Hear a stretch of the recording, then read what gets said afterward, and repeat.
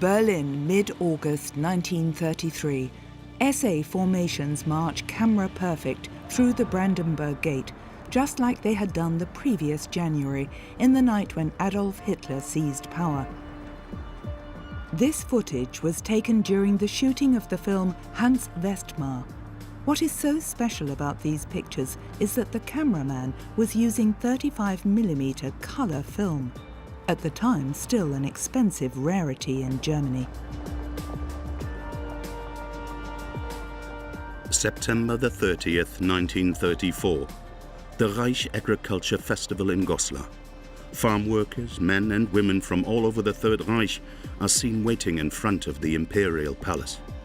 In an essay to mark the festival, a young German girl wrote, "Above all, the Harvest Festival is our way of thanking God for his rich blessings, but it's also our way of giving thanks to the government of the Reich, which, through the measures it has taken, has restored the farming community to full bloom." Delegations from the SA and the SS were also awaiting the arrival of Adolf Hitler. A few weeks earlier, the dictator had deposed of his biggest adversary, Ernst Röhm. Now, following the death of President of the Reich, Paul von Hindenburg, Hitler was leader and imperial chancellor of the German nation. Director Kurt Waschneck, a pioneer of filming in color, had chosen this day to shoot one of the first cultural films using the new two-color film material as it was known. The result still left something to be desired. In Goslar, a guard of honor from the army of the Reich was present to welcome its new commander-in-chief.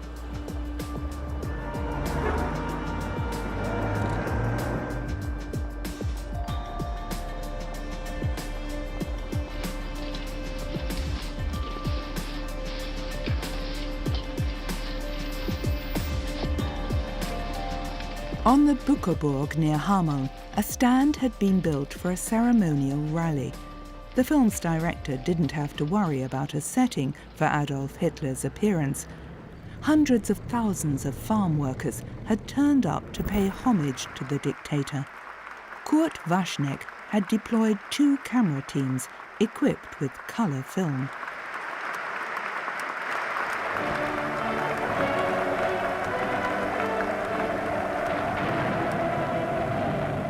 After the film was presented to the press in December 1934, one critic saw the report as an experiment that could not stand up to comparison with nature. But another critic praised the outstanding colour footage, especially the shots of the traditional costumes.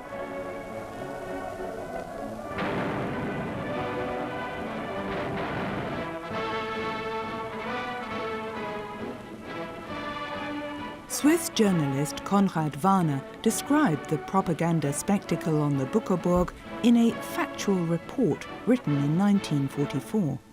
As they awaited the arrival of Hitler and his retinue, people were filled with excitement and anticipation.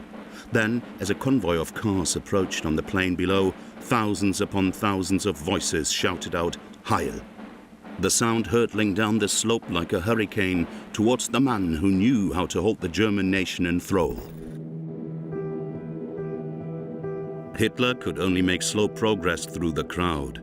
He was flanked on both sides by countrywomen in their pretty traditional costumes, who were pushing forward to see him, clutch his hand, and look into his blue eyes. The enthusiasm of thousands of people constantly shouting Heil stirred each individual into a frenzy, which increased the impact of this man's personality even more. The unmistakable shortcomings of the colour film process made it unlikely that Waschneck's report would ever be shown in German cinemas.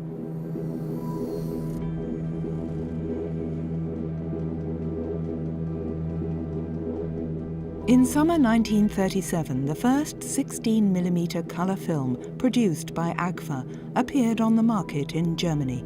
Despite its high price, many amateur film enthusiasts were prepared to dig deep into their pockets to use it. Members of the Institute for Folklore in Halle also filmed with the new material. In 1938, racial researchers in Friedeburg and der Saale documented a community festival for their archive. The Germans had settled in comfortably under the swastika.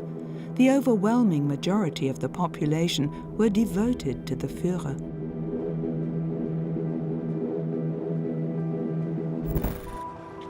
Film enthusiasts throughout the Third Reich began using color film. When he wasn't at work in his bakehouse, Hamburg master pastry chef Kurt Lehfeldt was out and about shooting footage of his hometown. Lehfeldt preferred the products manufactured in America. In 1935, the Kodak company developed color film, which it also marketed in Germany. From May to September 1938, Lehfeldt documented life and work in Hamburg's famous warehouse district and in its port.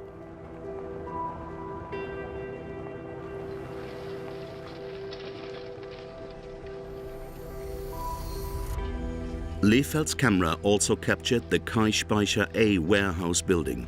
Visible from afar, its tower was a landmark.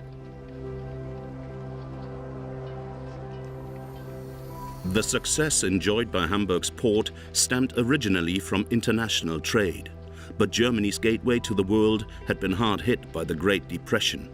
A large proportion of Hamburg's merchant fleet had to be decommissioned. In its dockyards, workers were laid off on a huge scale.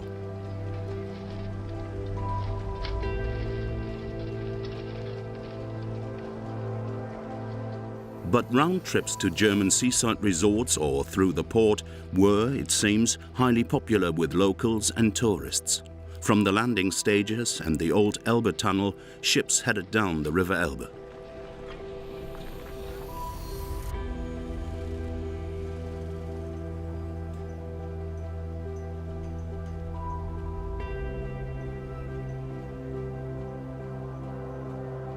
Also captured on the film taken by Lehfeldt are pictures of the Wilhelm Gustloff, a luxurious cruise liner which was intended to symbolize the classless nature of Nazi society.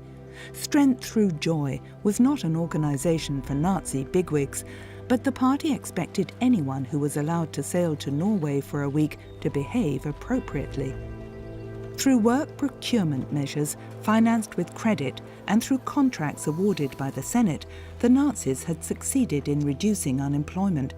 Thanks mainly to increasing rearmament contracts from the German Navy, the situation was also gradually improving in the port. By 1936, Hamburg's 6 major dockyards were again providing nearly 20,000 jobs. Lehfeldt's film recordings are rare documents of a bygone age, when 1,300 mobile electric cranes and hundreds of stevedores unloaded goods from all over the world.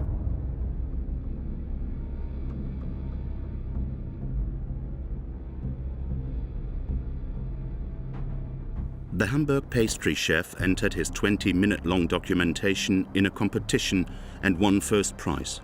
His footage portrayed many ships which today exist only in the memories of Hamburg's elderly citizens. Like the Monte Rosa, a liner which, in 1931, sailed on a regular schedule to the east coast of South America. The vessel normally carried cargo and passengers, but the Monte Rosa was also used for pleasure cruises.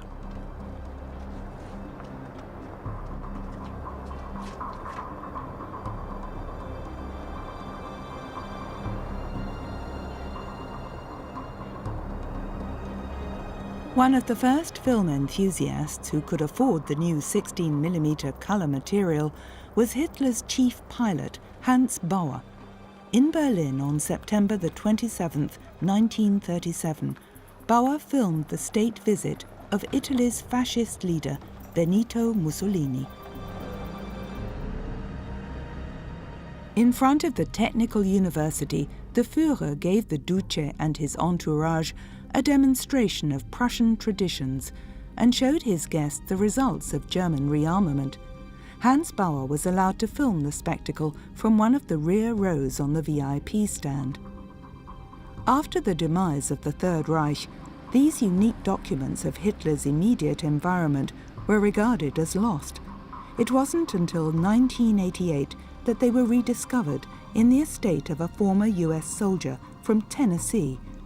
As head of a translation unit of the American Secret Service in Munich, in 1945, Herbert Sankt Goar learned where Agfa colour film footage taken by Hitler's pilot had been secretly buried. He secured it and took it back with him to Chattanooga. Displaying weaponry of all kinds, the parade lasted 3 hours.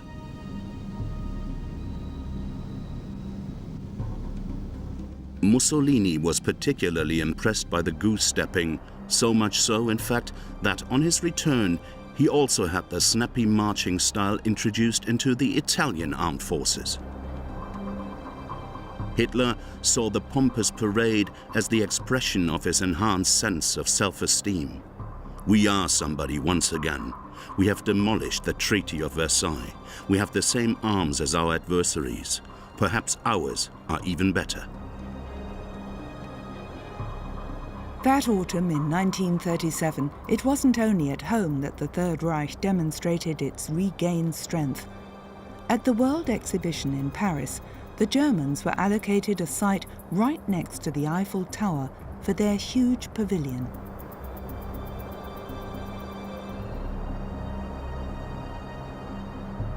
The Soviet Union had built its exhibition hall directly opposite.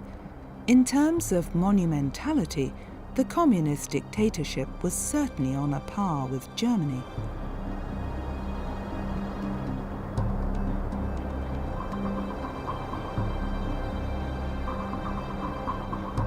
Hitler had commissioned his new favorite, Albert Speer, with the design of the German pavilion. The two had spent many nights in Berlin and on the Obersalzberg, poring over drafts and drawings. On Sunday, February the 27th, 1938, a cine enthusiast from Nuremberg filmed this carnival procession. A local Nazi newspaper wrote, It's not always necessary to wonder whether you're in the midst of supporters or enemies. Instead, you should set yourself above inhibitions that are better suited to the affected and not to the Germans of our magnificent era, an age which, whether in earnest or in jest, offers incredible impressions and proves time and again that the concord and solidarity of a great ethnic community are the most wonderful gifts of the National Socialist state. In 1944, Swiss businessman René Jouvet published a factual report on his experiences in the Third Reich. In it, he describes a conversation he had in autumn 1937. My friend was over the moon. He had expected many things, but not what he was now witnessing with his own eyes. Such happy, optimistic people. You've not seen everything, I told him. Above all, you're forgetting what price the German nation has had to pay. The loss of personal freedom and truth in public life. By this point in time, Hitler had long since decided to lead Germany into a new war, and also to tighten measures against the Jewish population. Consequently, on one of the carnival floats, caricatures of Jews hung from gallows, as if this was something totally natural. According to eyewitnesses, the float was greeted with frenetic applause. In Quedlinburg in 1938, a member of the SS took this color footage of his most senior boss. Heinrich Himmler was visiting the town. He came to Quedlinburg every year to honor his great idol. King Henry I lies buried in a cathedral, and Himmler turned the church into a national shrine. The head of the SS wanted to replace Christianity with Teutonic cult worship. His devotion was to the swastika. His lifetime goal was to eradicate the Jewish nation.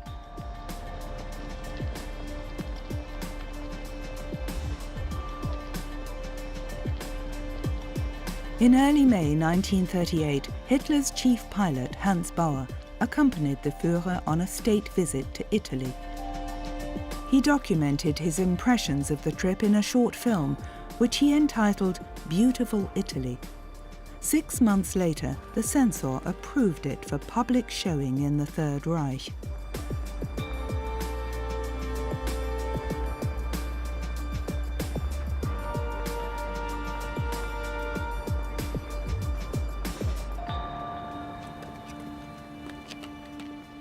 The state visit was to have been documented in colour by a professional camera team from the Nazi propaganda machine. But problems with the optical filters made its footage unusable. As a result, Hans Bauer was able to earn money with his amateur film.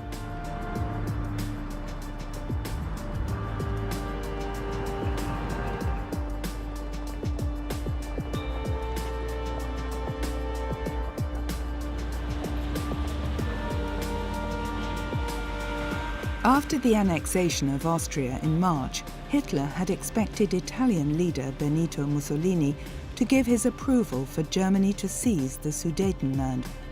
The Germans actually wanted to sign a written agreement with the Italians, but their hosts were hesitant and only relented when, in a public statement, Hitler declared the Brenner border to be the eternally valid border between Germany and Italy.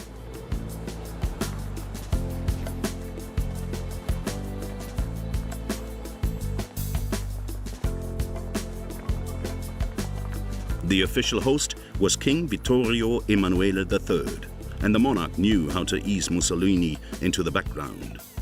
Hitler was repulsed by the obsequiousness of court ceremony, and he let the king feel it.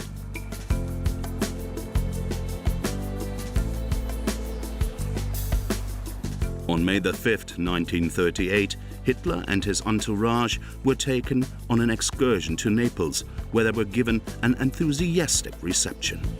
With his small camera, Hans Bauer filmed the sights of this city at the foot of Mount Vesuvius, which had donned itself in truly festive garb for its state visitors from the north.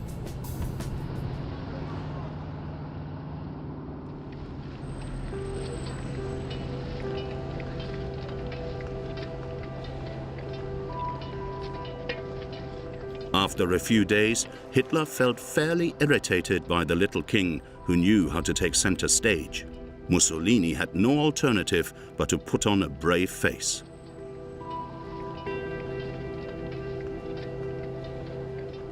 To snub the royal family time and again, the Führer had his old friend come forward and walk alongside him.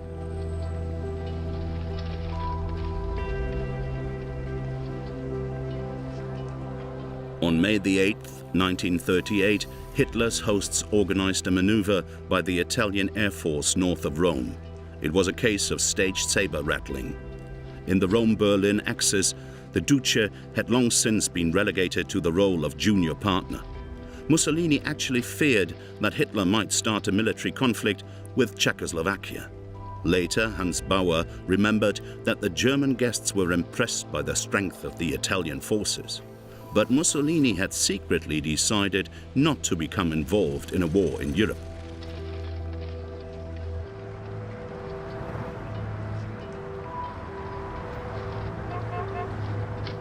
Hitler spent virtually all of August 1938 on the Obersalzberg.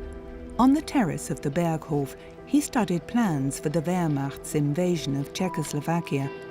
One frequent guest was Albert Speer. The little time the Führer allowed himself was often spent with his architect. Hitler once had visions of becoming an architect himself, and in Speer he had found the ideal executor for his colossal plans. A sharp individual, Speer had been part of the dictator's inner circle for some time. The architect had also become friends with Eva Braun, who took these pictures in 1938. Hitler's mistress was a keen amateur photographer. Consequently, she too had developed a passion for colour film. These pictures of the dictator should actually have been destroyed after her death, but in October 1945, they fell into the hands of the American Secret Service. As a result, what are probably the only uncensored pictures of Hitler's private life have been preserved in the National Archives in Washington.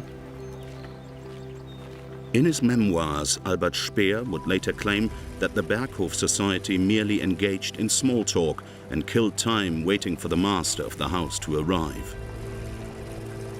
But this, it seems, was just an attempt to cover himself and play down his own involvement in the crimes committed by the Nazi regime. In fact, Many political decisions were taken on the idyllic Obersalzberg. Murders were even planned there.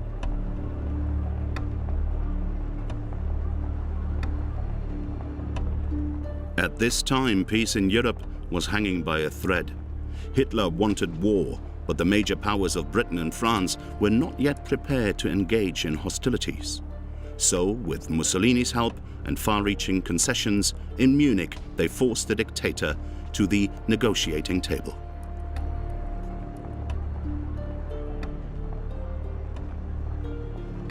Eva Braun edited her footage to produce film shows in colour, which were presented in the evenings on the Berghof. When Hitler was not staying on the Obersalzberg, his mistress liked to make trips to Bavaria's lakes. Accompanied by her parents, friends and relatives, the athletic 26-year-old was the centre of attention.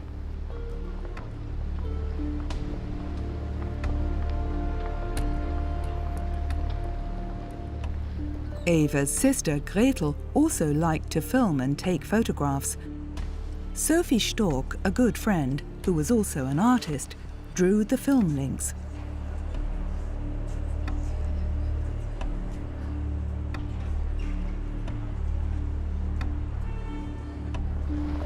The Germans had no idea that Hitler had a mistress. As a senior correspondent with Reuters news agency in Munich, Ernest Pope had particularly good contacts in the Bavarian capital, so in his book Munich Playground, he engaged in speculation. The buxom Evi Braun is Adolf's secret mistress. She was assistant to his photographer Heinrich Hoffmann. She cooks fine meals for him and serves him in every way you would expect from a German wife. There are rumors that the Führer has secretly married Evi, but I doubt that. German propaganda stresses that no mortal woman has the quality to become Frau Hitler.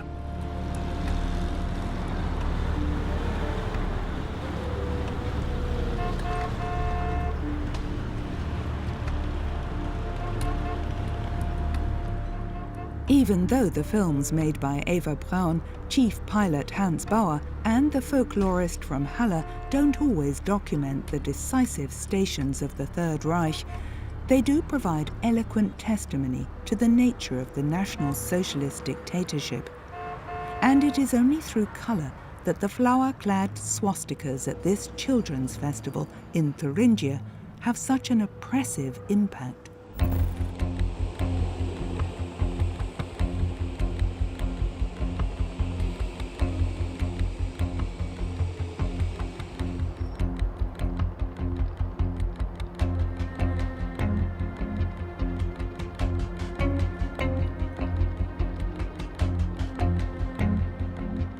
May the 1st, 1939. Berlin was festively decorated for Labor Day. Only 6 years had passed since the Nazis declared May the 1st a national holiday. A move designed to bind the German working class to it through National Socialist slogans and pretentious prophecies for the future, and one that had already proved successful. Berlin journalist Ruth Andreas Friedrich described such events in her diary. District leaders, factory representatives, block leaders, shop stewards, leaders from the Federation of German Girls and the Hitler Youth Organization, in fact all the state-appointed ideological controllers of the German people, ensure that only acolytes turn up to cheer on official occasions. Anyone who is politically unreliable, anyone who has roused even the slightest suspicion of being a naysayer, is to be kept away from such occasions. The yes-men know what is expected. They cheer spontaneously, at the right place and at the right time.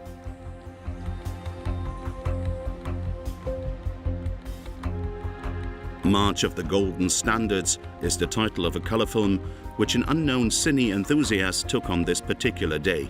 He was part of a delegation from the Siebel Aircraft Works, a Nazi model plant which the day before had been honoured by Hitler himself and was allowed to provide one of the 200 flag bearers. In his speech, the Führer adopted a pacific tone and castigated an alleged international clique of Jewish warmongers. But in actual fact, 4 weeks previously, he had ordered his military leaders to prepare the invasion of neighboring Poland. The rearmament of Nazi Germany was taking place at full speed. Consequently, on this May the 1st, it was mainly arms factories who participated in this parade of the golden standards.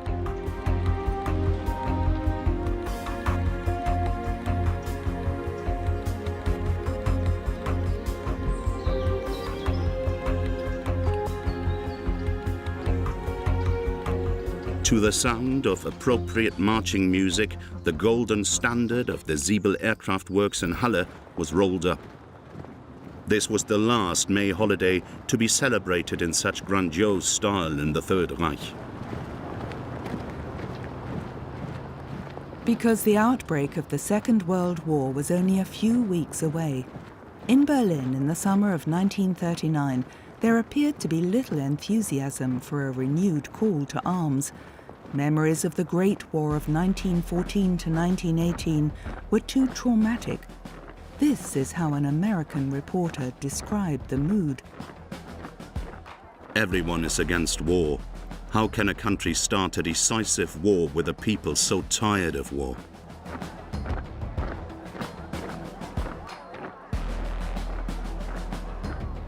An internal note stated that faith in the Führer will now be put to the test more than ever before.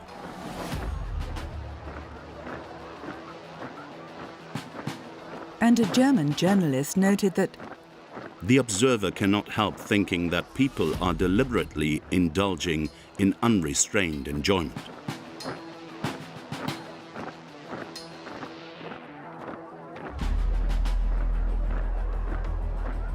it was a dance on the volcano.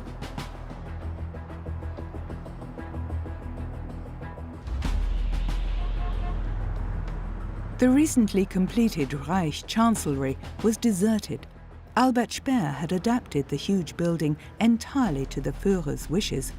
But Hitler preferred to forge his plans for conquering Poland on the Obersalzberg, far away from the capital of the Reich. Only occasionally did he show himself to his people.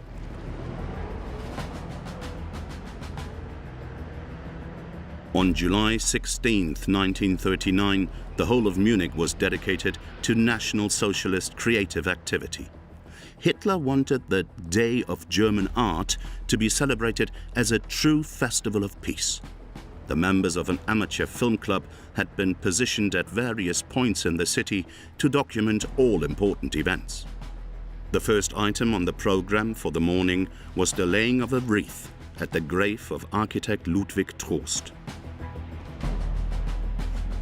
Local branches of the Association of German Amateur Filmmakers were commissioned more and more often by party officers to document major events on 16mm color film because there was still no satisfactory process for professional cinema productions. On this particular day, the members of the Munich branch of the association had been provided with passes and armbands which allowed them access to all prime filming locations. On the afternoon of July the 16th, anybody who was anybody in the Third Reich took their seat in the VIP stand to marvel at a 3-hour procession of live images from 2,000 years of German culture.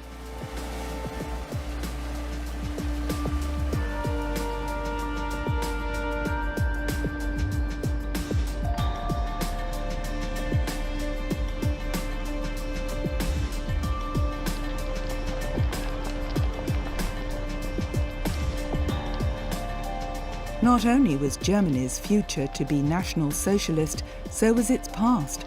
In the program for this tacky festival, it said, "The German eagle towers above the whole procession. With it ends this manifestation of our history.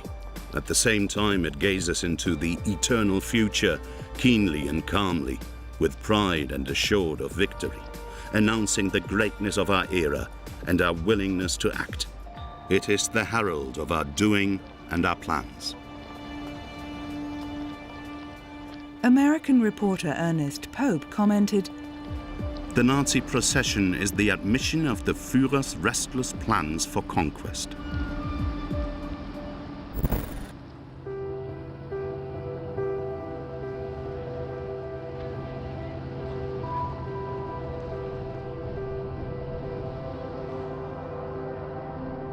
On the Obersalzberg, Eva Braun filmed Hitler in the pose of a resolute power politician.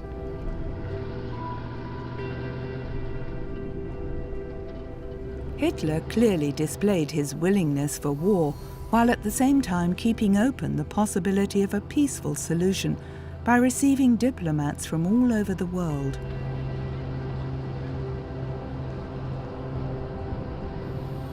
Like Khalid al-Hud, the special envoy of the King of Saudi Arabia, the Wahhabis had established an absolute monarchy on the Arabian Peninsula. They had control of oil, a commodity so keenly sought after by every major power. And they were fanatical anti-Semites. In the end, all that was agreed on this occasion was an insignificant arms deal. Accompanied by his accomplices, Reinhard Heydrich and Karl Wolff, Heinrich Himmler had also traveled to the Obersalzberg. They were planning an extermination program to which not only Poland's intelligentsia, but also its Jewish population would fall victim. On August 12, 1939, Eva Braun filmed on the terrace of the Berghof. Hitler was awaiting a visit from the Italian foreign minister. On official occasions, the Führer's mistress had to withdraw into her rooms. So this time too, she could only secretly film a few scenes prior to the arrival of the state guest.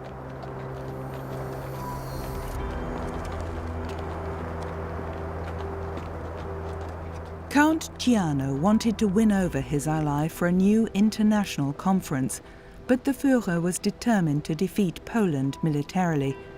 Ciano's efforts were fruitless. This is how he described his meeting with Hitler. He has decided to attack, and he will attack. A march of the Federation of German Girls and the Hitler Youth in Offenburg on May the 19th, 1939. Here too, by now, the Second World War was not far off. Paul Stober, who had been documenting everyday life in his hometown ever since 1928, filmed the Nazi Party's local annual conference in the Baden district in colour. Among the town's dignitaries was publisher Franz Burda.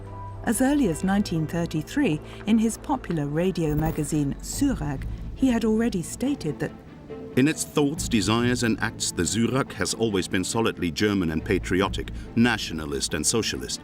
The spirit of the new age is alive in it. No Jewish capital has been invested in the printing house, nor are any of the company's contributors or employees Jewish. The highlight of the event was the address by district leader Karl Rombach. Since 1936, Offenburg had been a garrison town. Accordingly, local military leaders also presented themselves in parade uniforms as part of National Socialist Society. On September the 8th, 1939, a loudspeaker vehicle announced news of the Wehrmacht successes in Poland. The Offenburger Tagesblatt also printed special reports from the Army's Supreme Command. The Germans couldn't believe that their fathers, husbands and sons were sweeping through Poland so quickly.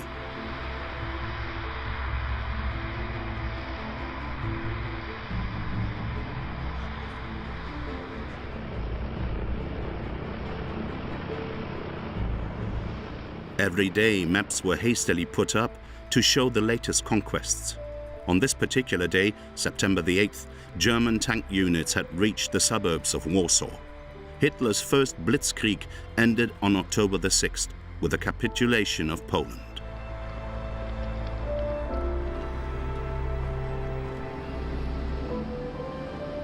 Johannes Bliesener owned a photography shop in Korbach in Hesse. Time and again during the Second World War, he filmed events in his hometown. Later he edited them to produce Korbach in the War, a film which shows rare footage of life in a small town during the Third Reich. On March the 22nd, 1940, the National Socialist Public Welfare Organization in Korbach invited people to come for pea and bacon soup on Adolf Hitler Square. With food rationing in place, such occasions ensured that the poorer levels of society also got to enjoy a cheap, hot meal. Paramount, however, was the Nazi leadership's intention to promote communal solidarity along the lines of socialism in practice.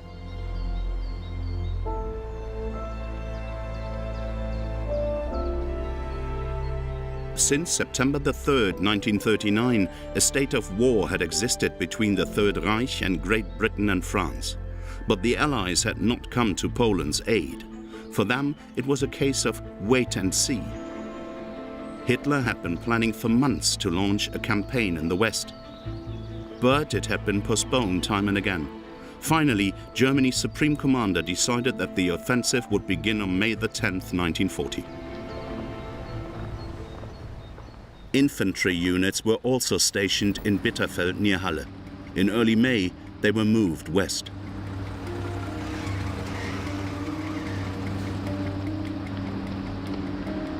They were to invade the neutral countries of Belgium, Luxembourg and the Netherlands, while German tank units headed through the Ardennes towards France.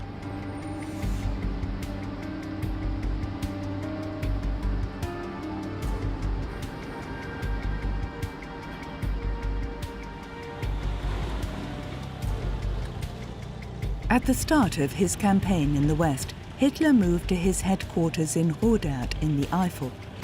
From here, his chief pilot, Hans Bauer, flew the Führer to the front, time and again. On Oldendorf airfield, near Euskirchen, we see the dictator discussing the situation with Hermann Göring.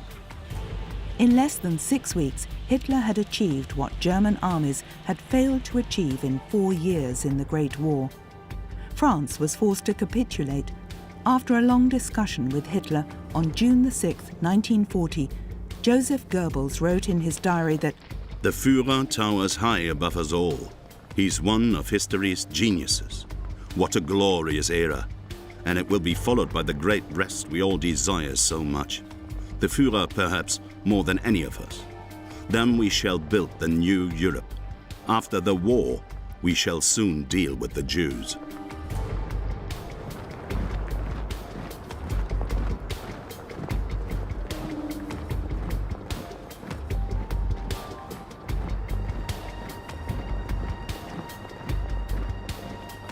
Near the town of Cambrai in northern France, Hans Bauer filmed the wreckage of a French Air Force unit.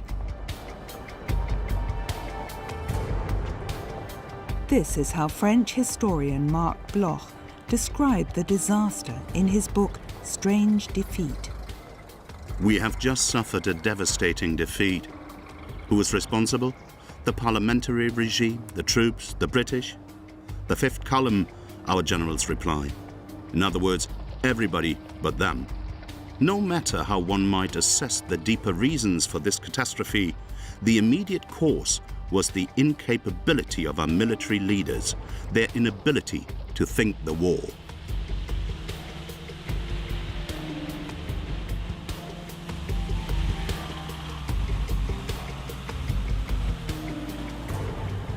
On June 2nd, 1940, the leadership of the German Luftwaffe was waiting at Neergnies airfield for the arrival of the Führer.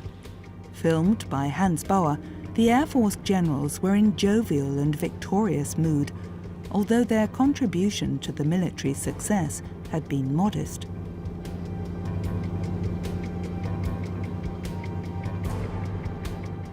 German troops wounded in battle were quickly flown in to form the backdrop to a special ceremony.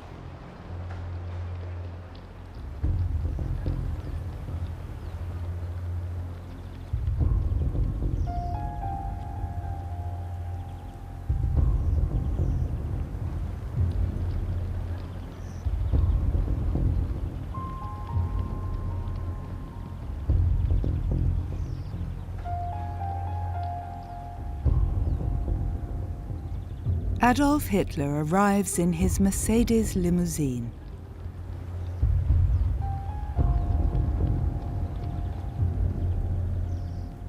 While the commander-in-chief is greeting his troops, 150 kilometers away in Dunkirk, the last of 330,000 British and French soldiers are being evacuated across the English Channel. Exactly 4 years later, they will return to free France from the German yoke.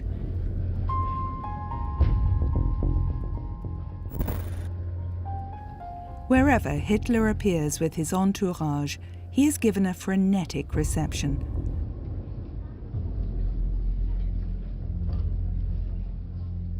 The dictator is at the zenith of his power. As chief of the German Armed Forces High Command, Wilhelm Keitel put it, "My Führer, you are the greatest commander of all time." Comments like that earned Keitel the reputation of being the Führer's lackey. In his memoirs, Chief Pilot Hans Bauer commented on Hitler's visits to the troops in France. Hitler's intended effect was achieved.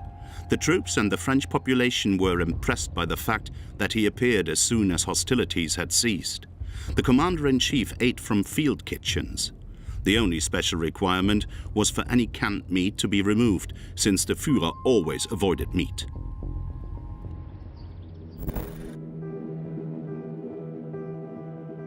Naturally, people back home in Germany didn't get to see such scenes. Even the camera teams of the weekly newsreel rarely had the chance to observe Hitler like this. With the exception of Eva Braun's private films, the films taken by Hans Bauer are the only footage which shows the dictator from close up, unedited and uncensored.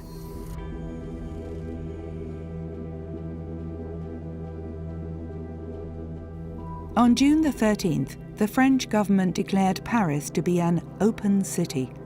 A day later, the German army marched into the capital.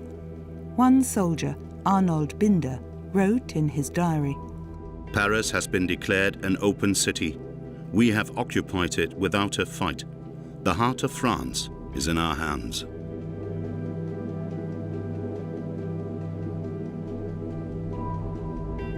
On June the 23rd, 1940, Adolf Hitler visited the defeated French capital. Chief pilot Hans Bauer had flown the dictator to Le Bourget at 5 a.m.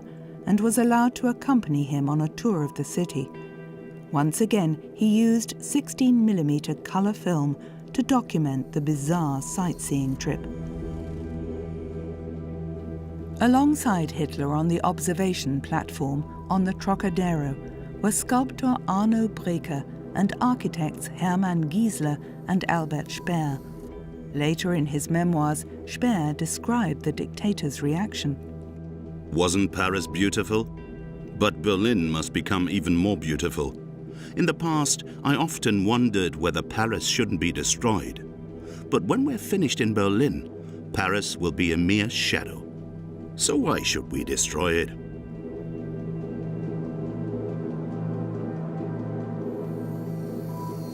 Hitler had purportedly come to Paris as an educational tourist who was very keen on culture.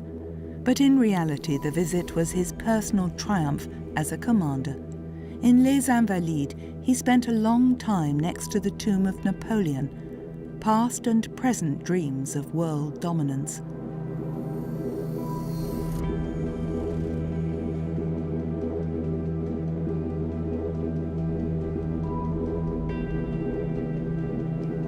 Finally, a visit to the Panthéon, France's Hall of Fame. The dictator's lifelong dream had been fulfilled, at least for the time being.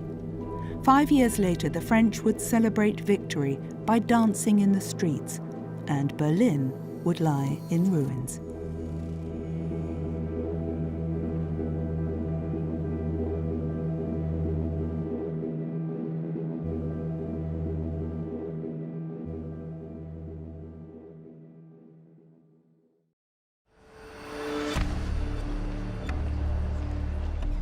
Berlin, July the 6th, 1940. Eva Braun took these pictures from a window in the Reich Chancellery. As always on official occasions, Hitler's mistress had to remain in the background. Adolf Hitler was returning to the Chancellery from France as a glorious commander. People had been waiting for the dictator for 6 hours. In his diary, Joseph Goebbels wrote, "The cheering from the jubilant masses is indescribable. The Führer is being welcomed with a carpet of flowers. Our people, our wonderful people." The New York Times reported, "The streets were full of thousands of cheering people. Shouting and weeping, they worked themselves up into a truly hysterical frenzy."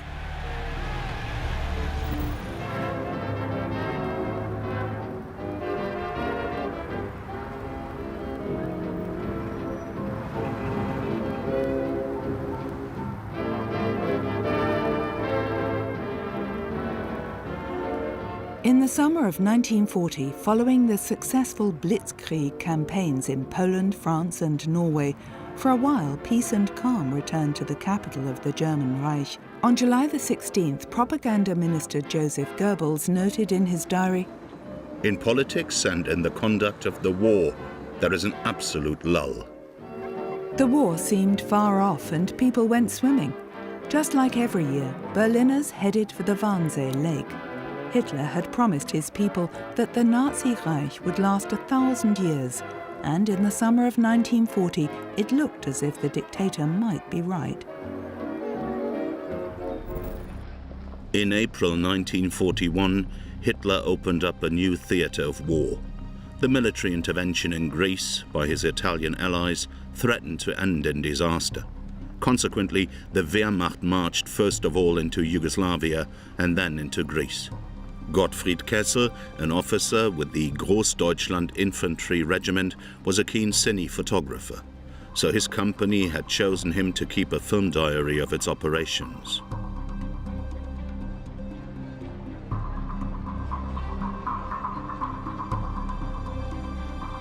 After 11 days, the Yugoslav army surrendered unconditionally. Germany took some 350,000 prisoners. These pictures show Serb soldiers being held in Belgrade fortress.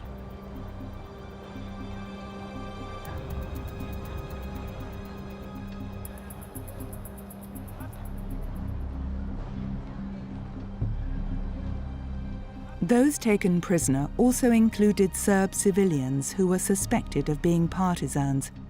Partisan raids took place time and again.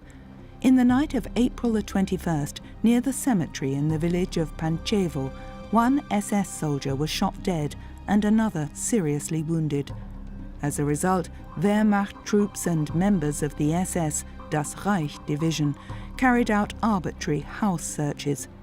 Civilians of military age were arrested at random. The occupying forces took terrible revenge for the attack. The next day, Gottfried Kessel filmed the execution of alleged partisans in Pančevo. In a staged trial, those accused of guerrilla activity had no chance to defend themselves. As a deterrent, 17 men and 1 woman were hanged in public. The gruesome task was performed by an ethnic German executioner.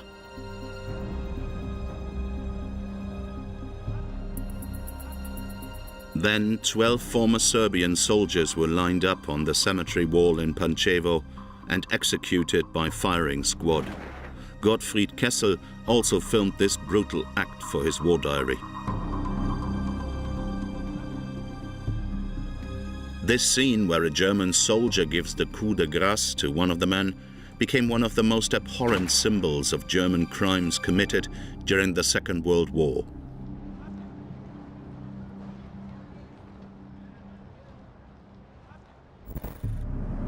On August the 28th, 1941, Adolf Hitler met with Italian dictator Benito Mussolini.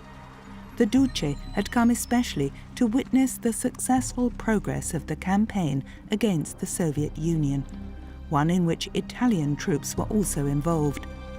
2 months previously, despite the existence of a non-aggression pact, Nazi Germany had attacked Russia. The Red Army, it seems, was ill prepared for the invasion, because Joseph Stalin had ignored all warnings right to the very end. In less than a week, German troops had swept through that part of Poland annexed by the Soviet Union and advanced into the Ukraine.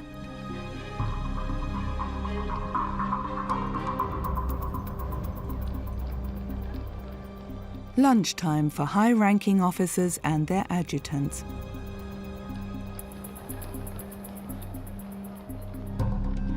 This colour footage was taken by Hans Bauer, a keen amateur photographer who had been Hitler's chief pilot ever since 1933.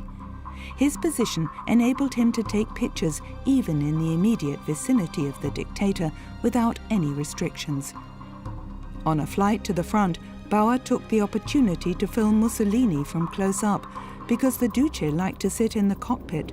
Later, Bauer remembered, "I took 6 meters of film, but Mussolini sat there like a stuffed dummy.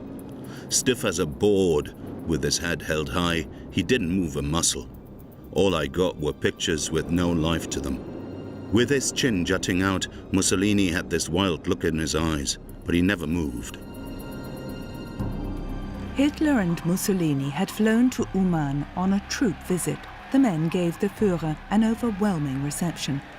During their advance, many of them had been involved in crimes against the civilian population. Also present in Uman was Hitler's personal cameraman. Walter Frenz was filming the staged scene officially for the Wochenschau weekly newsreel, but in black and white. In a battle of encirclement which had lasted from July the 15th to August the 8th, the dictator's troops had defeated 20 divisions of the Red Army and paved the way for an advance into the Donbas region and the hinterland of the Ukraine. 100,000 Soviet soldiers were taken prisoner. As Hitler and his entourage were returning to their aircraft, the injured troops who had been brought in as a backdrop were driven back to their field hospitals. Some of the men had had terrible experiences. In a state of despair, Corporal Alois Scheuer wrote, "We now know the full tragedy of war. It's the greatest disaster to befall mankind. It brutalizes people. Only my faith stops me from becoming almost apathetic, mentally and spiritually." That was of no interest to either the high-ranking officers or the Nazi bigwigs accompanying the two dictators. Foreign Minister Joachim von Ribbentrop and Hitler's private secretary Martin Bormann were particularly compliant aides to the Führer, who is said to have told a small circle of associates that Basically, the war in the East has already been won. Moscow will be razed to the ground.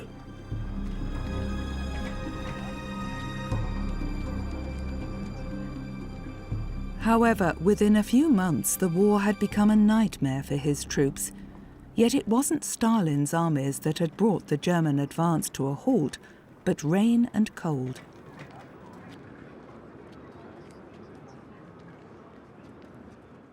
The Obersalzberg, early June 1942. Hitler was relaxing in the mountains for a few days. The campaign against the Red Army had become bogged down outside Moscow and Leningrad in the mud and snow of winter. Now, a major offensive was to give fresh momentum to the Führer's faltering blitzkrieg. Hitler's guest at the Berghof on this occasion was Sepp Dietrich. The head of the SS Leibstandarte Adolf Hitler was one of the Führer's old comrades from the early days of the Nazi movement.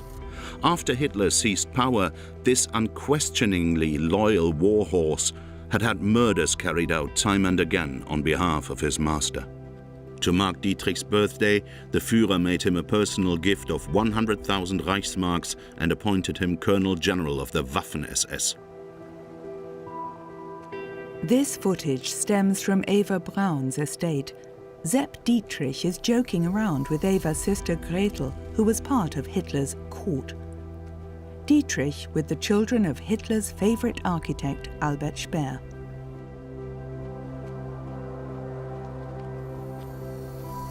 Dietrich was allowed to accompany the Führer on his daily walk up to a peak called the Mooslaner Kopf. Dietrich's troops had already burned villages on the campaigns in Poland and France and committed numerous crimes against the civilian population. On Hitler's orders, they had also been involved in the systematic murder of Polish Jews. The Waffen-SS had carried out further massacres in the Ukraine and in Russia. Before the war against the Soviet Union, the commander-in-chief had told his generals of his true intentions. It will be a war of annihilation. Our military leaders must make the personal sacrifice of overcoming their misgivings. Around roughly the same time, a cameraman with the army's propaganda unit was filming the Wehrmacht's advance in the Soviet Union. Hans Bastanier and his team had 35mm color film at their disposal. The 31-year-old convinced Nazi had been chosen to produce a spectacular film using the newly developed material. The propaganda ministry wanted to see heroes, and Bastanier provided the requisite pictures.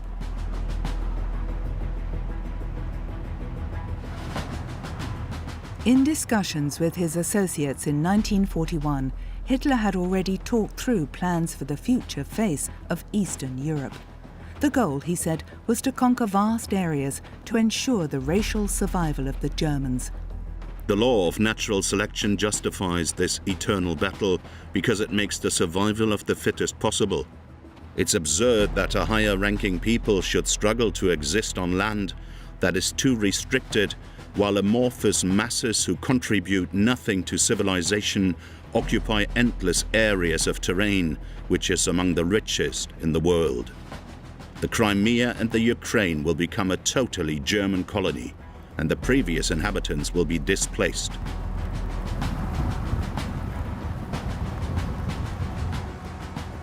"30 million people in the East were to fall victim to Hitler's monstrous plans. As Nazi ideologists saw it, communists, Jews, and members of a wide range of Slavic tribes would have to make way for the master race. Within a few months, SS special task forces operating behind the front had murdered hundreds of thousands of Jews.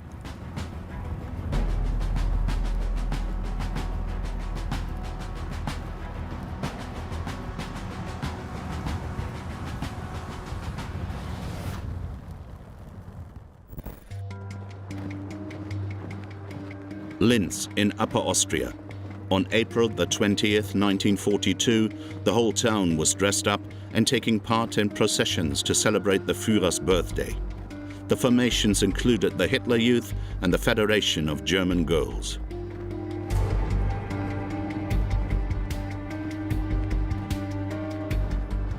Linz proudly carried the title of the Führer's adoptive city because this is where Hitler spent most of his youth. After final victory had been achieved, he planned to spend his twilight years in Linz. Colossal buildings had long since been planned for construction.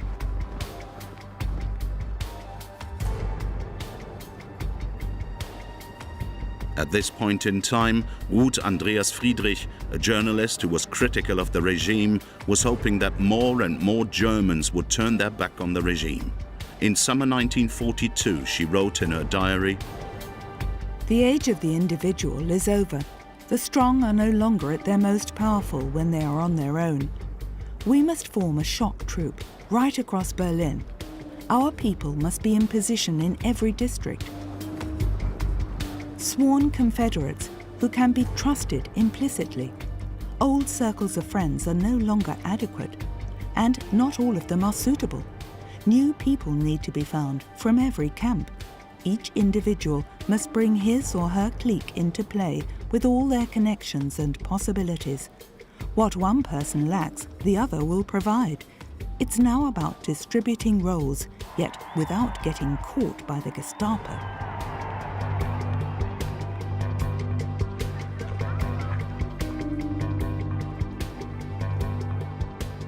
In Linz, party bigwigs paid homage to the dictator.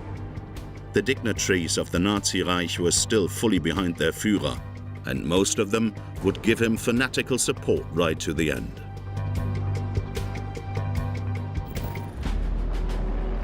On May the 12th, 1942, the Red Army launched a major offensive on a broad front. The aim was to retake Kharkov.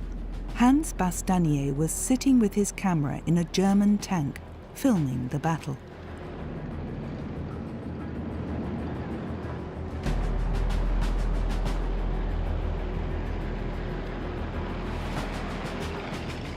To the northeast of the city, a Wehrmacht tank unit had been given the task of repulsing units of the Soviet 28th Army. The propaganda ministry planned to use the footage in The Front in Colour, a monthly newsreel which would only be shown in cinemas in neutral foreign countries. Stalin's forces sustained heavy losses and failed to achieve their goal of breaking through the defensive ring in front of Kharkov. But the Wehrmacht's counter-offensive was successful. On May the 22nd, 1942, the Soviet armies were encircled and the Germans took around 240,000 prisoners.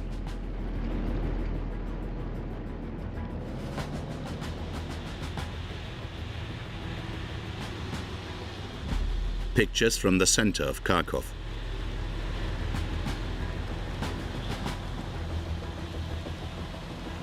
Hans Bastanier was a specialist in colour photography, and he succeeded in attaining the required quality standards. But the planned monthly newsreel never materialised. Only a few scenes on his film were used in German weekly newsreels, in black and white.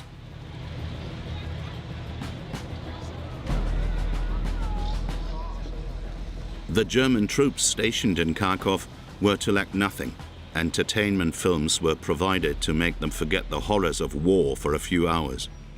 In the soldiers' hostels, the troops' needs were seen to.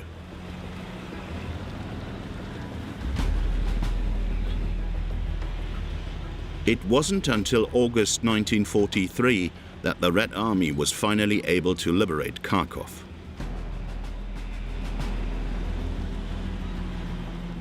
The cameraman also filmed these motorcycle riflemen with the 3rd Armored Reconnaissance Unit. At the time, Ruth Andreas Friedrich noted, "The Germans are still victorious in Russia. People still talk of Stalin now throwing his final reserves into battle against us. But Moscow today lies many kilometers behind the Russian front. And even though every week sees a few dozen readers' letters arriving at the publishing house, sent by enthusiastic final victory apostles wanting information on settlement opportunities in the Crimea and the Caucasus, the last word still hasn't been spoken about the Caucasus either. The war can still be lost even beyond the Elbrus." On August the 21st, 1942, mountain troops from Bavaria had indeed scaled the highest peak in the Caucasus and planted the imperial war flag on Mount Elbrus. But the poor weather ruled out any photographs or film footage of the event. So in early September, the Armed Forces High Command sent experienced climber and cameraman Hans Ertl into the mountain range to restage the heroic deed in bright sunshine.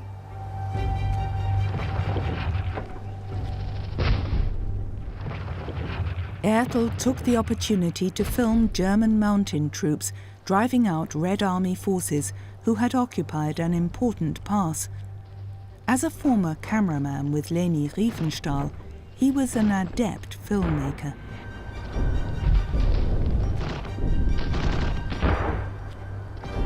The film Ertl completed in June 1943 was entitled Alarm on the Pass.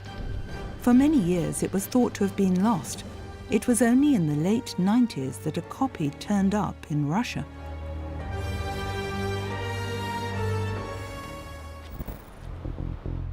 On March the 18th, 1943, a documentary appeared in cinemas in America which showed the advance of Allied troops in North Africa. The director was none other than Hollywood supremo John Ford. After his award-winning films on the Japanese attack on Pearl Harbor and the battle for Midway Island in the Pacific, the Oscar-winning director also wanted to present the war against the Nazis in color.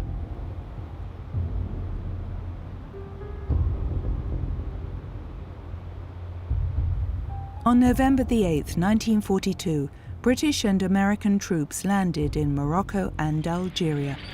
A short time later, 40 camera teams unloaded their equipment. The expedition was headed by Hollywood mogul Darrell F. Zanuck, one of the founders of 20th Century Fox. The film contained expressive footage, but one US critic later complained that At the front in North Africa clearly bears Zanuck's signature, artistic shots of tank trucks, sunrise and sunsets, and no end of superfluous frills.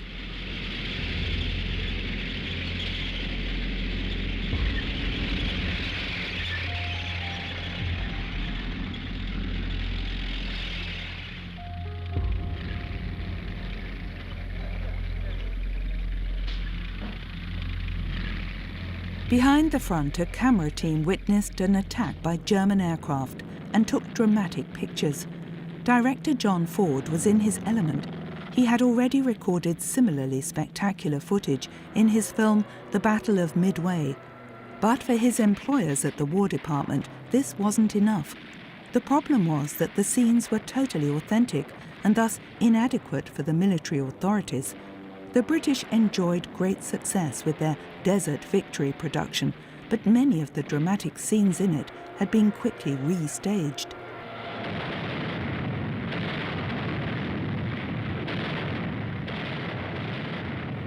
When Secretary of War Henry Stimson saw At the Front in North Africa, he found the film feeble and not very inspiring. In his diary he wrote, "We have only just realized the importance of such efforts. Our cameramen obviously have no desire to get killed. The British have lost 4 cameramen and many more have been wounded. We must be willing to take a more energetic approach and thus do a better job."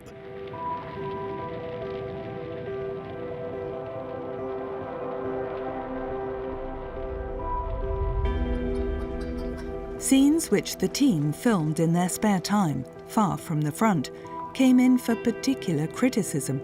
Here the soldiers have got hold of a turkey, because in America on November the 26th, 1942, people were celebrating Thanksgiving.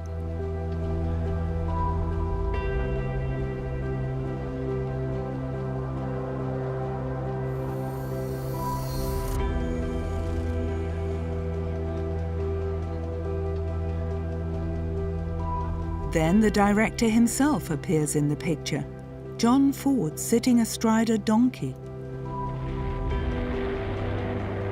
In early December, when German and Allied armoured units clashed not far from Tunis, Ford's camera teams were present. Hitler had ordered the new Tiger tanks to be sent not to the Eastern Front, but to North Africa, where they inflicted a bitter defeat on the advancing British and Americans.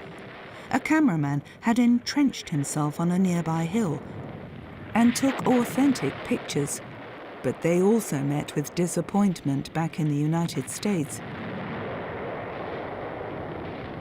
Shortly before the premiere, Darryl Zanuck admitted, "I'm afraid that our war scenes don't look as dangerous and realistic as the battle scenes we film at our studios. You simply can't have everything."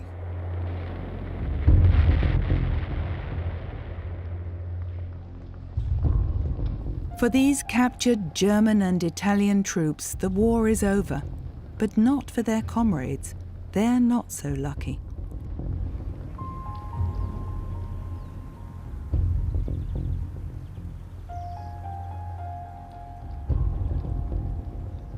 In the end, even the Tiger tanks could not prevent an Allied victory in the desert. Hitler refused to allow his remaining troops in North Africa to withdraw. But in May 1943, they finally surrendered. Casablanca, mid-January 1943. In the elegant suburb of Anfa, a hotel and several comfortably appointed villas have been cleared to accommodate delegations from Washington and London.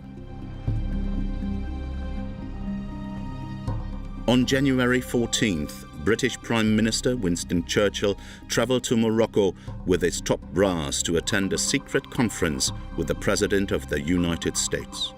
The British wanted to land on Sardinia or Sicily as soon as possible in order to attack the Third Reich from the south. US President Franklin D. Roosevelt arrived in Casablanca exhausted from the 5-day Atlantic crossing. Since the age of 39, when he contracted poliomyelitis, the 60-year-old had been confined to a wheelchair. Since he avoided any pictures that showed his handicap, the president sat in a jeep as the American Guard of Honor marched past. A cameraman with the Signal Corps took these pictures of Roosevelt's trip to the Casablanca conference with 35mm color film for the president's own personal archive. They were not published until many years later. German propaganda had got wind of the meeting between the two statesmen, but Joseph Goebbels assumed that Churchill had travelled to Washington. In his diary, he wrote, "In our currently difficult situation, Churchill and Roosevelt will, of course, try to step forward with a demonstrative political statement designed to undermine our nation's morale. But I will do everything in my power to shield our people from such machinations." Naturally, the US president and his generals knew that the Wehrmacht was facing a devastating defeat on the Eastern Front, because at Stalingrad, the Sixth Army had been encircled. The Americans were still clinging to the hope that an invasion could be launched across the English Channel in 1943, but they didn't have the requisite troop strengths or the necessary equipment. For days, the Nazi leadership remained in the dark. Joseph Goebbels wrote in his diary, "The meeting between Churchill and Roosevelt, which is now indisputable, is creating a stir. At the moment, we don't know where the two super gangsters met. But the press in both Britain and America has announced that sensational news of far-reaching importance will be forthcoming." The Allies negotiated for 10 days. Roosevelt and Churchill then astonished the world public by stating that Nazi Germany and Japan had to surrender unconditionally. Italy was not mentioned in the press statement, so as not to undermine the possibility of a coup against Mussolini. The Casablanca Conference marked the zenith of Britain's influence on Allied strategy. From now on, the Americans would push their plans through more and more, in close alliance with Moscow. Joseph Stalin was not particularly impressed by the news from Anfa. The Soviet leader had been invited, but, with reference to the battle for Stalingrad, he had decided not to attend the conference. In January 1943, cameraman Walter Frenz filmed a meeting of two of the Axis powers. The Führer had received Romanian dictator Ion Antonescu at the Wolf's Lair, his headquarters in East Prussia. Hitler was making the Romanians responsible for the precarious situation of the Sixth Army in Stalingrad. Antonescu countered by criticizing the Wehrmacht and its commanders. On Hitler's orders, the German people had not been told that the Sixth Army had been encircled for several weeks and stood no chance of receiving help from outside. The Führer categorically rejected any idea of capitulation. Nevertheless, on January 31st, Field Marshal Friedrich Paulus surrendered to the Red Army. The end of Nazi domination of virtually the whole of Europe was now only a question of time. In the Balkans, partisan units in particular were making life difficult for the Germans. In August 1943, the Yugoslav resistance leader Josip Broz, who was known as Tito, received an Anglo-American military delegation at his mountain hideout. The scene was documented by a cameraman with the US Secret Service, OSS.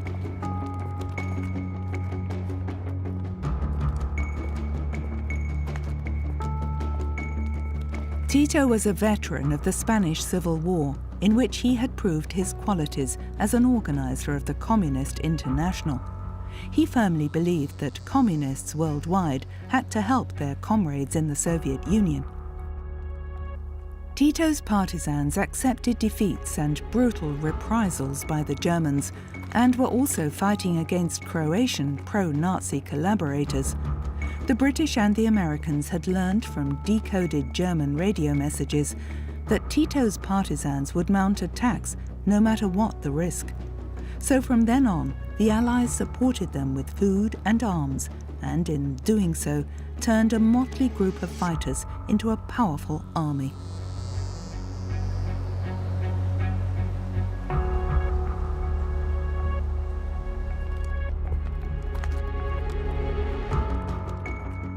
Many Americans in particular held the naive view that communist resistance fighters just had to love freedom. Press reports time and again spoke of self-determination, the right of all nations to choose their own government, which Roosevelt and Churchill had guaranteed in the Atlantic Charter they proclaimed in 1941. The British Prime Minister was called an imperialist because he warned that after the Nazis had been defeated, communist parties would brutally crush all democratically minded forces in Stalin's name.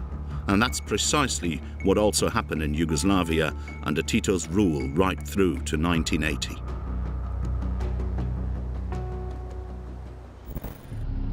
At the conference in Casablanca, Churchill and Roosevelt also agreed to step up their air raids on German cities. Henceforth, the British flew at night and the Americans by day. Under the command of Air Marshal Arthur Harris, even residential areas were exposed to morale bombing, as the British called it.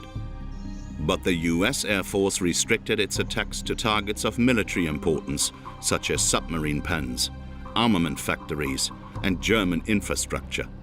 Hollywood director William Wyler was commissioned to document these dangerous operations.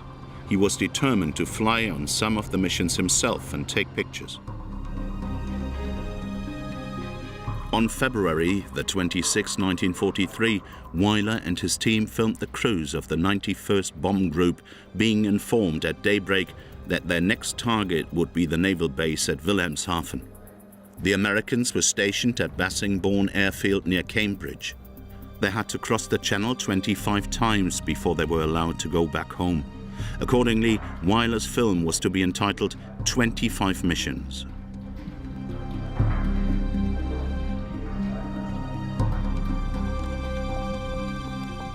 The girlfriend of US pilot Robert Morgan had christened his bomber the Memphis Belle.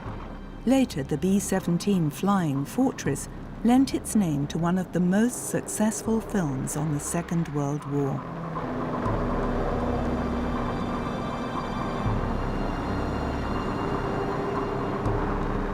In a radio interview, William Wyler was asked how he had experienced the operations over France and Germany. Fear. Simple, honest fear. You're afraid of being killed. It's a feeling you've never had until you've been shot at. But there's an even more powerful feeling that really helps. When you look around and see the sky full of flying fortresses, and then look down at the enemy coastline, you'd rather be where you are than down below.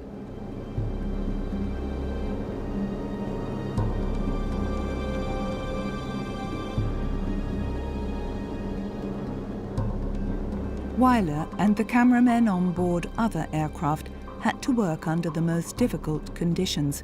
Above all, they had a real problem with the bitter cold at an altitude of more than 10,000 meters. If you wanted to change the film, you had to take off your glove. But if you took it off for more than 1 or 2 minutes, you would lose some fingers from frostbite. Being on oxygen, your efficiency was at a minimum. Taking 3 steps was like walking a mile. So far, there was no sign of enemy fighters, but then came the flak. William Wyler. The flak was terrific. We'd fly through entire belts of it. The blue sky looked like a punctured sieve. One of the cameramen was killed when his plane was brought down. In a letter, Wyler wrote, I saw so many who never came back, but it makes a difference when it's one of my own people, someone I recruited myself and sent off on a mission.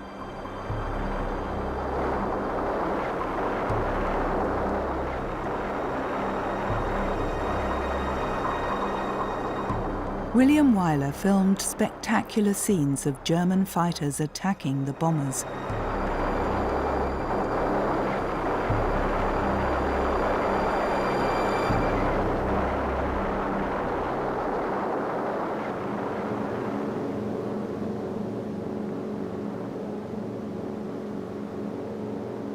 Finally, the big moment. The bomb aimer focuses on his target. Wilhelmshaven is now defenseless.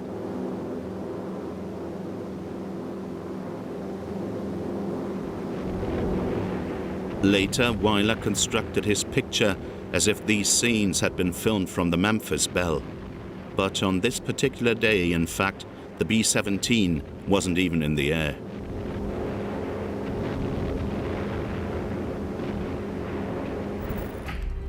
In the night of the 27th and 28th of July 1943, the British Royal Air Force attacked Hamburg. The bombs created a horrific firestorm, which raged for 5 hours in the workers' suburbs in the east of the city.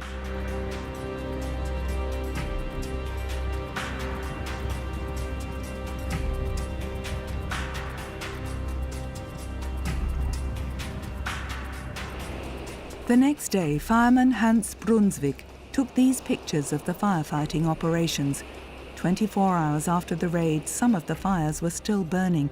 Around 150,000 people were left homeless.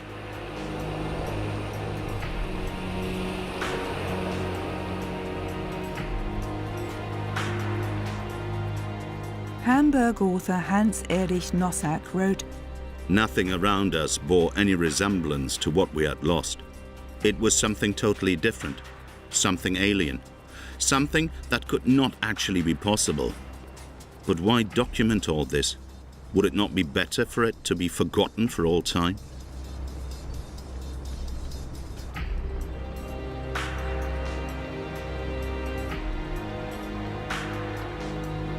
In all, Operation Gomorrah, the military name for the bombing raids on Hamburg, claimed around 34,000 lives. Barely half the victims could be identified.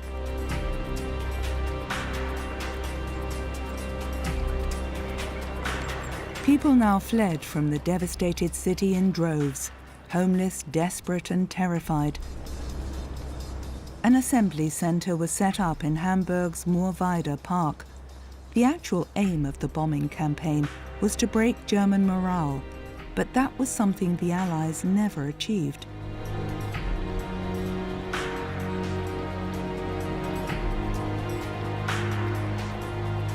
Fireman Hans Brunswick documented the exodus of the survivors. In the days after the first massive air raid, around 900,000 people left Hamburg. They were evacuated into the hinterland on trucks. Some tried to make their way to southern Germany, where they felt they would be safer. In May 1943, work began in Hamburg and in a film studio in Berlin on the production of one of the Third Reich's last color films. But because of the increasing number of air raids, the shooting was moved to Prague. The aim of the entertainment film, Grand Freedom No. 7, was to take people's minds off the ever-present war. German film star Hans Albers played the main role in a love drama which took place on the Reeperbahn in Hamburg.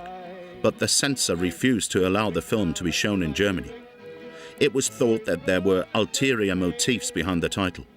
What's more, the characters did not correspond to the Nazi ideal. Consequently, it was only after the war that the film became a classic.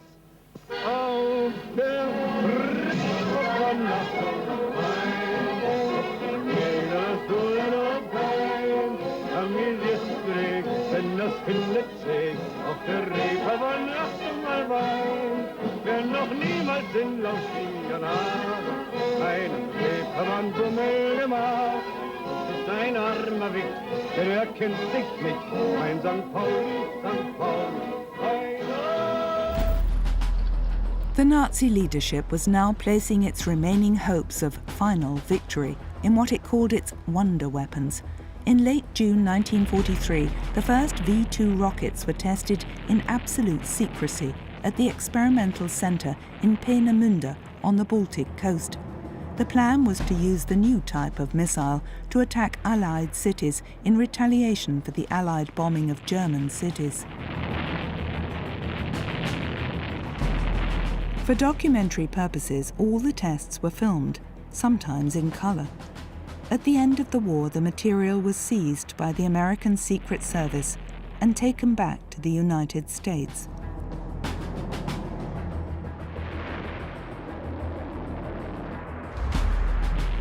In the early days, the test results were inconsistent. Time and again, things went wrong.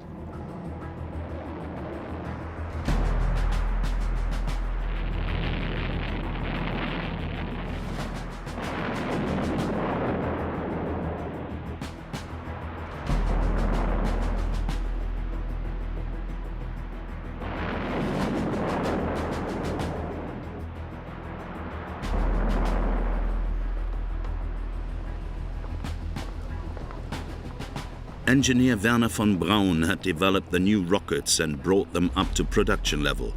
Although he was a member of the SS and used slave laborers from concentration camps in the construction of his rockets, von Braun was not put on trial by the Allies. Later, he was even allowed to head NASA's lunar program. The head of the SS, Heinrich Himmler, traveled to Peenemünde to form his own impression of the V-2.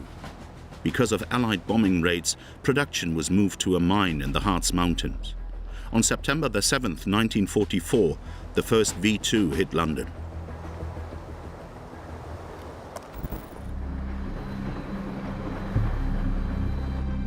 With Allied bombing raids now threatening to paralyze Germany's entire armaments industry, more and more facilities vital to the war effort were being moved underground or given special protection.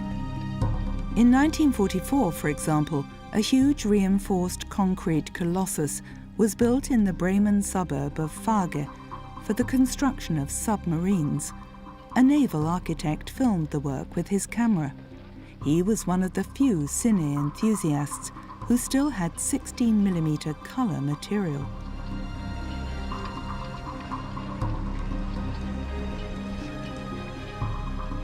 Unintentionally, he also recorded the brutality of the Nazi dictatorship. The project was built with slave labor from concentration camps.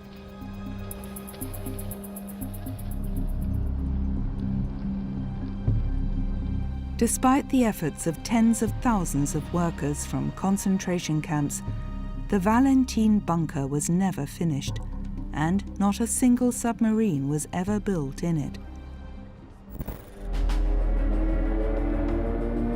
The Nazi propaganda machine still had some 35mm film at its disposal, and its camera teams were instructed to produce footage at the front and at home. These pictures show German dive bombers in action somewhere in Russia. In January 1944, Joseph Goebbels had at last given his approval to the old plan of producing a monthly color newsreel for showing in neutral countries. The first of 3 editions of Panorama were screened that same year. Scenes like these from ground attack aircraft in the east were probably filmed much earlier. In the summer of 1944, cameraman Heinz von Jaworski filmed on a Sunday in Berlin in the 5th year of the war.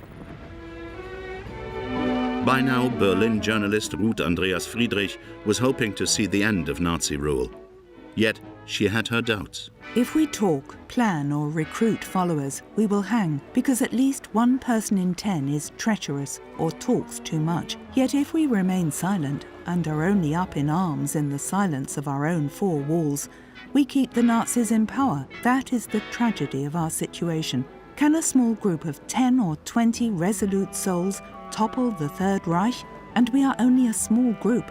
Small groups in Berlin, small groups in Dresden, in Breslau, or in Hamburg, a handful here, a handful there, who, like the king's children in the fairy tale, never come together.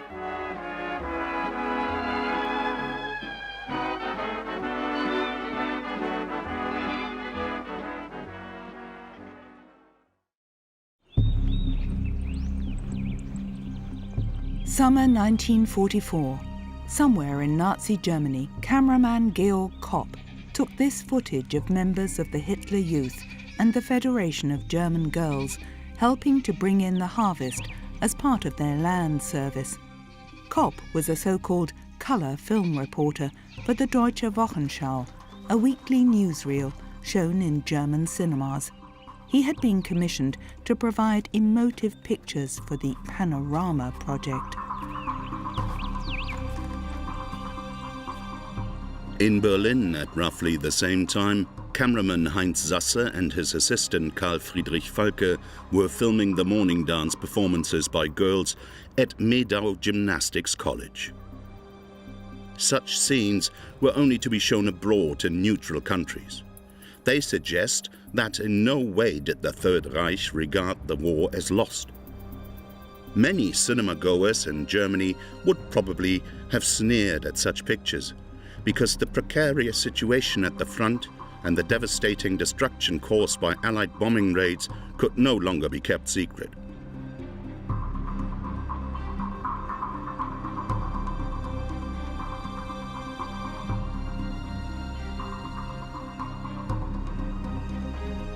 Swinemünde on the Baltic. Manned by recruits, German motor torpedo boats are setting out on an exercise. With its warships now barely operational and unable to be deployed in the North Sea or the English Channel, the German Navy was relying mainly on these powerful flotillas. They were used to attack coastal shipping off the British Isles. As the son of a film producer from Kiel, cameraman Gerhard Garms was in his element. Garms was fully aware that his pictures had nothing to do with reality.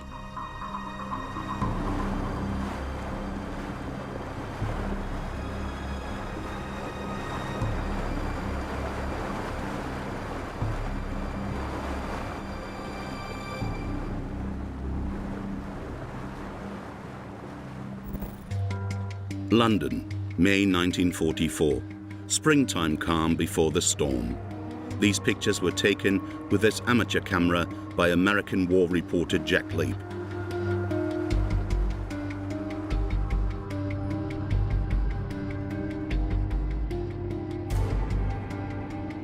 The decision had been taken. In a few weeks' time, the Allies would attempt a landing in Normandy. All that remained was for the precise date to be set.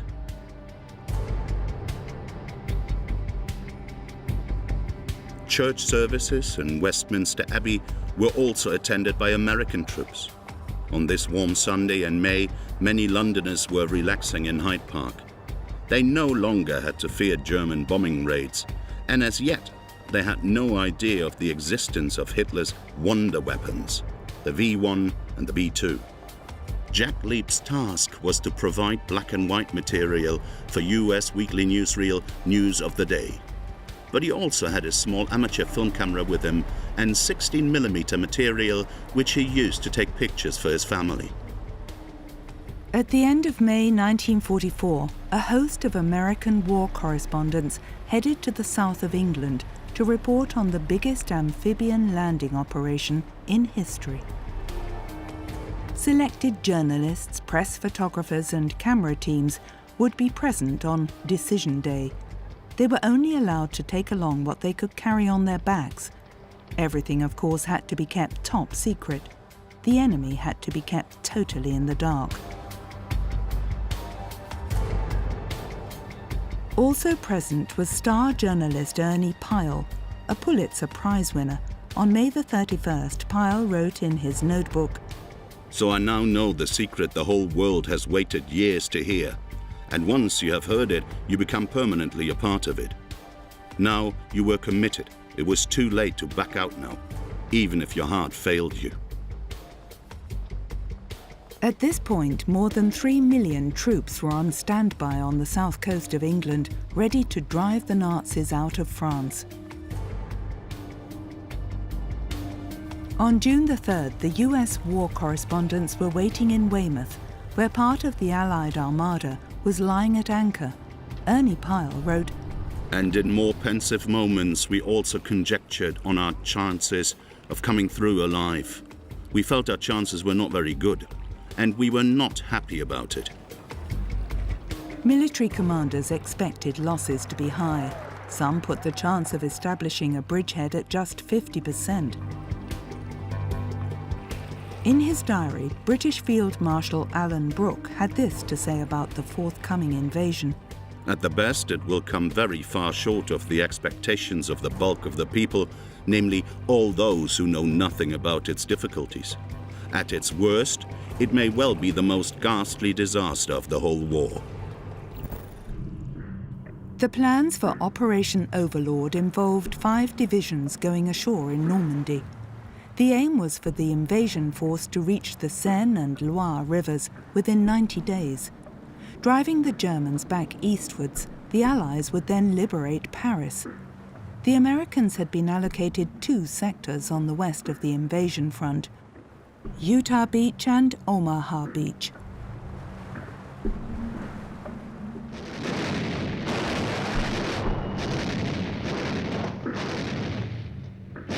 June the 6th, 1944, D-Day.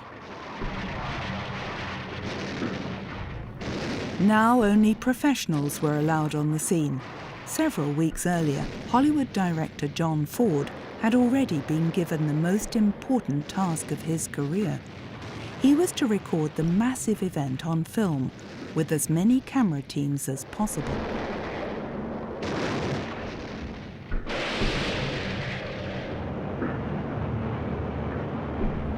Field Marshal Erwin Rommel's task was to prevent the landings. His orders were clear.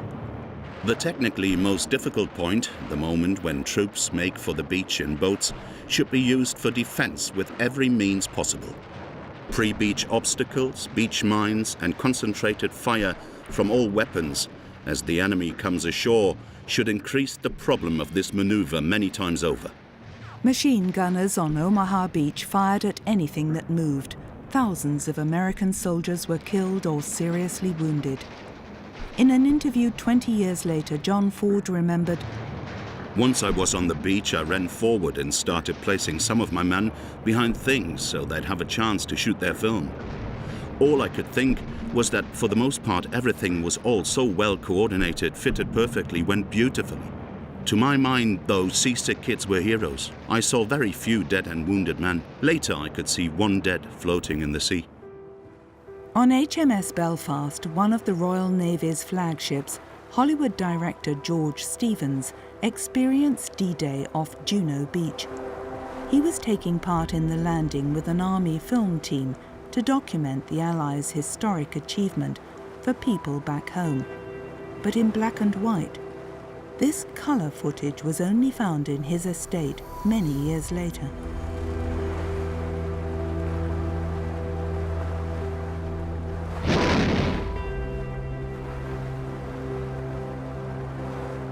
Just before the men went ashore, the captain recited the St. Crispin's Day speech from Shakespeare's Henry V. "And Crispin Crispian shall ne'er go by, from this day to the ending of the world. But we in it shall be remembered. We few, we happy few, we band of brothers. For he today that sheds his blood, with me, shall be my brother."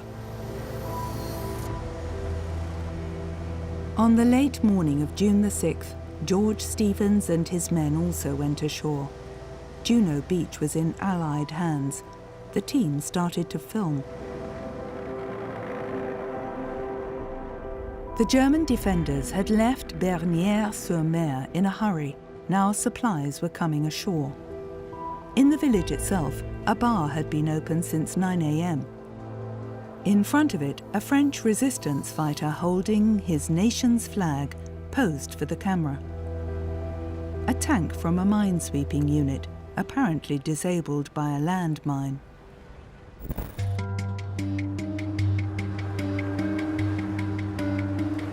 When Adolf Hitler learned of the Allied landings, he was in high spirits. The news couldn't be better.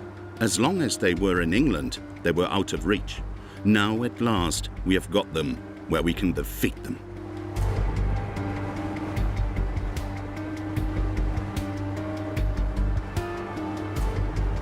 On the afternoon of June the 6th, the American war correspondents landed on Utah Beach. Jack Lieb took these pictures with his amateur camera. By chance, the US forces landing on this northernmost sector of the invasion front had had a surprisingly easy time of it. The tide had swept their landing craft to a more southerly point, which was virtually undefended. Some GIs were disappointed that the operation had not been tougher. One eyewitness remembered later that there was little trace of the elation that had been expected. On the other hand, there was no major confusion either. The Royal Air Force attacked the city of Caen, which was being fanatically defended by the Germans. A colour film reporter took these pictures, which were used in a Panorama Weekly newsreel. The Germans' 21st Armoured Division was stationed in the town. the Allies became engaged in vicious street-to-street fighting and suffered heavy losses. It was not until July the 19th that German resistance in Caen was finally broken. George Stevens and his men followed the advancing American troops westwards into the Bocage, a region of fields and hedgerows where there was fierce fighting. The Hollywood director was worried about his team because the almost impenetrable Bocage was perfect terrain for ambushes and booby traps.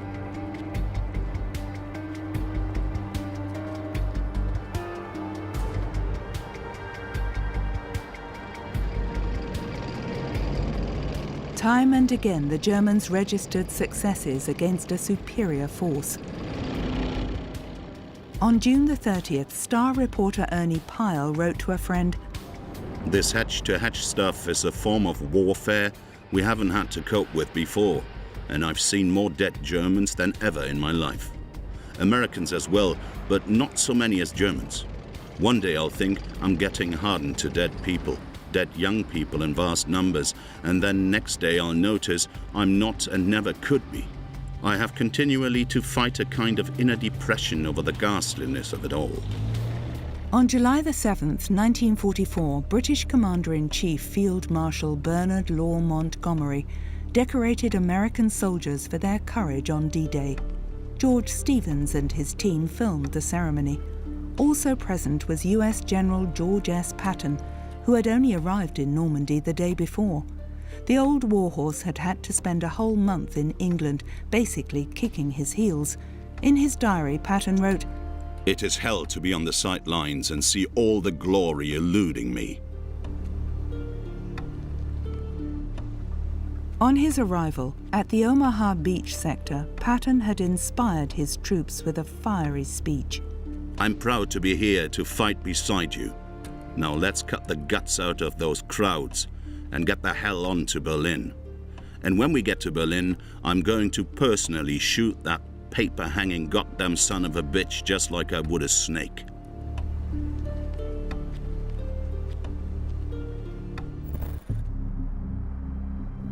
In early July 1944, war correspondent Jack Leeb travelled with General Joseph Collins's entourage to the northern tip of Normandy. Around 21,000 German troops had dug in around the port of Cherbourg and were putting up solid resistance. But on July the 26th, the Germans finally surrendered to a superior force. An American officer noted that, "Some of my boys couldn't understand why the Germans surrendered so quickly."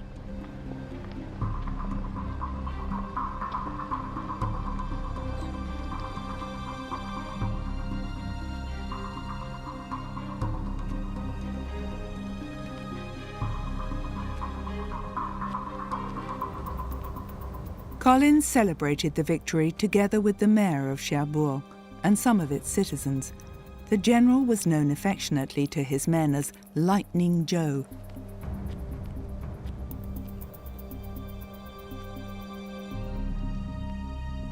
Hitler is said to have been as enraged at the fall of Cherbourg as he was when Field Marshal Paulus surrendered at Stalingrad.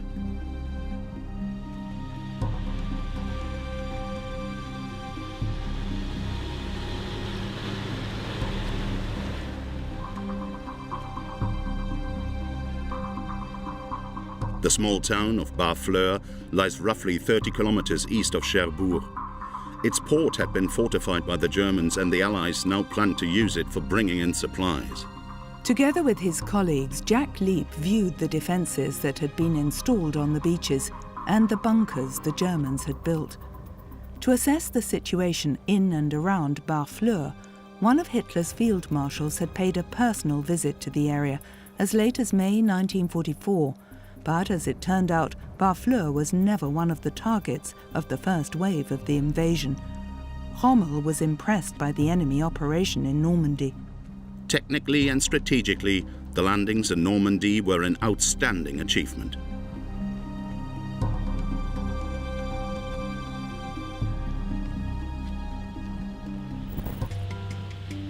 When the Germans withdrew from Saint-Lô, the town was in ruins. George Stevens and his team filmed in Saint-Lô in early August. It was here that the Allies made the decisive breakthrough in the battle for Normandy. A bridge hurriedly repaired by US sappers secured the supply line to the west. Saint-Lô served the Germans as an important traffic junction for the redeployment of troops, so the town had been bombed and shelled time and again. In a letter home, a German lance corporal wrote, "Today I spoke to someone who had fought on the Eastern Front. He said things had also been tough in the East, but never as tough as they are here. If a German soldier deserts to the enemy, his family doesn't get any support. And if we were to win the war, he would have to be handed over to be dealt with." Week after week passed, with the Allies making only slow progress. But in the end, the Americans achieved the decisive breakthrough. On July the 26th, 1944, they took the small town of Marigny. Shelling and strafing had reduced many buildings to rubble. George Stevens and his team filmed the destruction.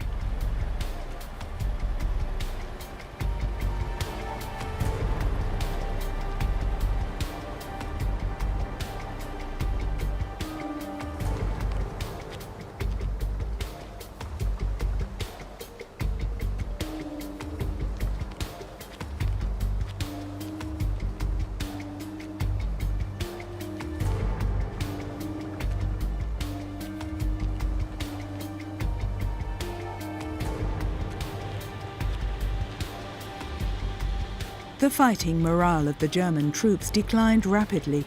On July the 26th, a paramedic noted this remark by a soldier who had been wounded.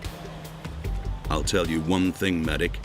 Here in Normandy, it's not war anymore. The enemy is superior in both men and material. Without adequate weapons, we are simply being sent to our deaths. Our military leaders are doing nothing whatsoever to help us. For me, the war's over." For most Americans, the only good German was a dead one. The Waffen-SS were particularly hated because of the repeated reports of wounded GIs being murdered. The black uniforms, it seems, were coveted trophies. In the major offensive in July, 40,000 American servicemen had been killed or wounded. The troops who had survived were exhausted from weeks of fighting.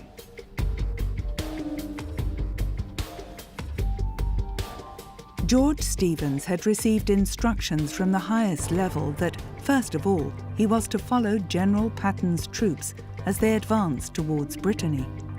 The men in his unit respected the Hollywood director. Yet Stevens, who always seemed to be grumpy, remained something of an enigma to them. One of his colleagues remarked later that he was uncommunicative and looked serious even when he was making a joke.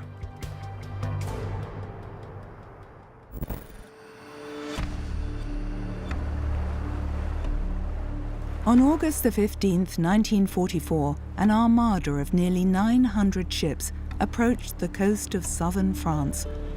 On board one vessel were American film director William Wyler and his camera teams. The operation was only about half the size of the invasion of Normandy. 3 American divisions went ashore on the first day alone. The BBC informed the French resistance about the imminent launching of this second invasion by broadcasting coded messages.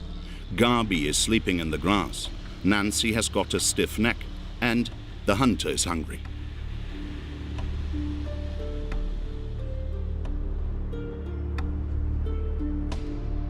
German prisoners of war had to help unload the ships. In contrast to D-Day, in the coastal town of Saint-Tropez, the GIs met with hardly any resistance. There was one brief firefight which cost less than 100 American lives. Afterwards, supplies could be brought ashore unimpeded. The Nazi leadership displayed a lethargic reaction to the news from the south of France. In his diary, Joseph Goebbels remarked laconically that the enemy claims that the contingent that has now landed is more powerful than the one that came ashore in Normandy. But they're only saying that to scare us. It will, of course, take us a few days to implement our countermeasures, because obviously we can't position adequate numbers of troops at every place on the coast to repel an enemy landing operation.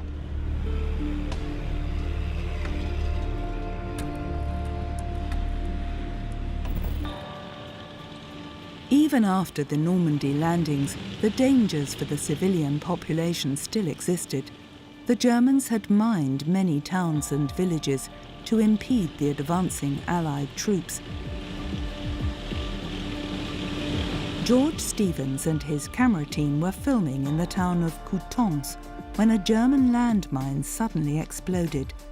The GIs took cover, just in case there might be other blasts.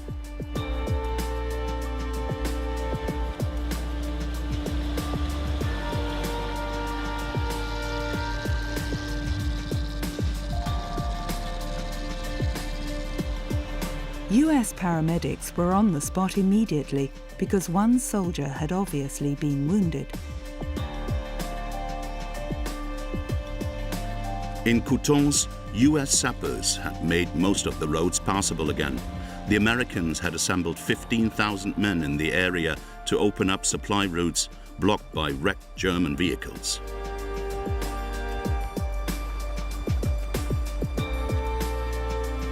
Even though countless houses had been destroyed in the fighting, most French people were relieved to be liberated by the Allies. By now, they were no longer afraid that the invasion might fail and the Germans would return. But many wondered about the immediate future. Would the Americans ensure a supply of food to the population? And who would be in control in Normandy in the future? The occupying forces or the French themselves, under the leadership of Charles de Gaulle?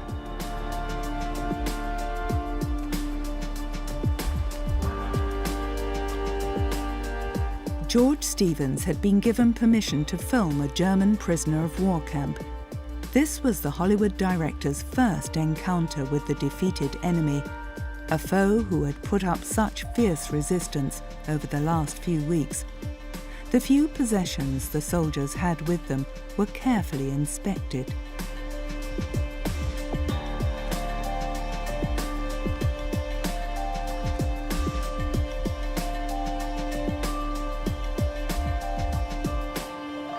By now, most of the German prisoners were glad that for them the war was over. The fighting had demoralized them. According to a US report, many Germans created a lethargic impression. Large numbers of those taken prisoner were exhausted. The Americans found that young soldiers in particular had believed Nazi propaganda. In fact, one prisoner said to a GI, "There's not much of New York left standing, is there?" "What are you talking about?" the GI asked. "Well," the German replied, "it was bombed by the Luftwaffe, wasn't it?"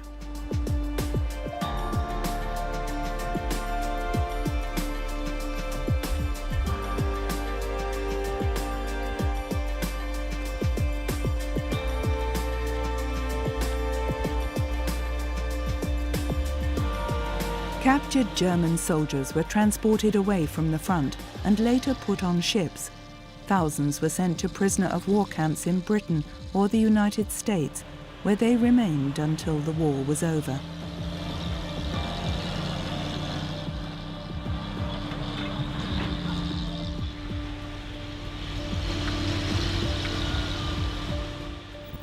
At Mont Saint-Michel, Jacques Lieb filmed American star photographer Robert Capa, who had documented the horrors of the landing on Omaha Beach on the morning of June the 6th. The American war reporters had gone on an outing to the medieval island fortress.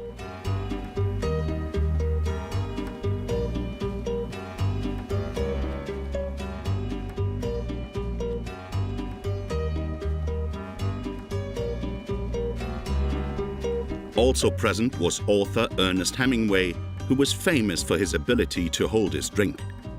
Hemingway had come close to being killed by a German shell. Here it seems he has liberated a bar. Later, Robert Capa said Hemingway had accused him of not having helped him when the author sought cover from the shell in a ditch.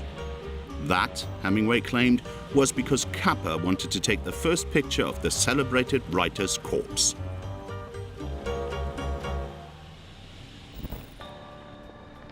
Meanwhile, to the north, the Allies had achieved a decisive breakthrough. But even so, many German units had managed to escape east. Paris was now within range, but a bizarre argument took place about the next steps to be taken. The talk was of an imminent uprising in the French capital, which might then be suppressed by the Germans with extreme measures. General Charles de Gaulle told the commander-in-chief of the Allied forces, who actually wanted to bypass the French capital, "We must march into Paris." So on August the 22nd, 1944, Dwight D. Eisenhower gave the order for the French 2nd Armored Division to take Paris. The French were to liberate their capital themselves.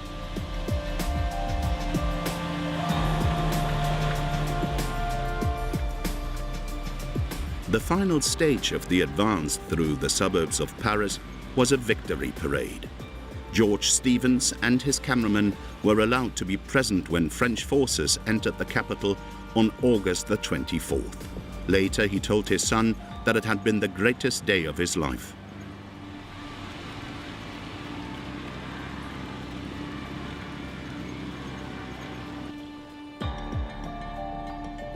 Here, Stevens and his team are waiting at Montparnasse railway station for a delegation from the Wehrmacht. The city's commandant had been ordered to defend Paris to the last man and then blow up the most important buildings. But after a meeting with Hitler, General Dietrich von Choltitz was certain that he was showing loyalty to a madman. So he had decided to surrender the city without a fight. The surrender document was signed inside the railway station, where it was actually too dark to film. In the meantime, General de Gaulle had also arrived. He had organized French resistance from Britain. Now the day of his triumph over the hated Nazi occupiers had come. In order to capture the historic moment on film, George Stevens wanted those involved in the ceremony to repeat it outside. When Choltitz hesitated, the tipsy director is said to have remarked, "C'est la guerre générale, that's war." De Gaulle's strategy had paid off. Sitting in every ministry were people of his choice. The provisional government of the French Republic had assumed power, and not the Americans.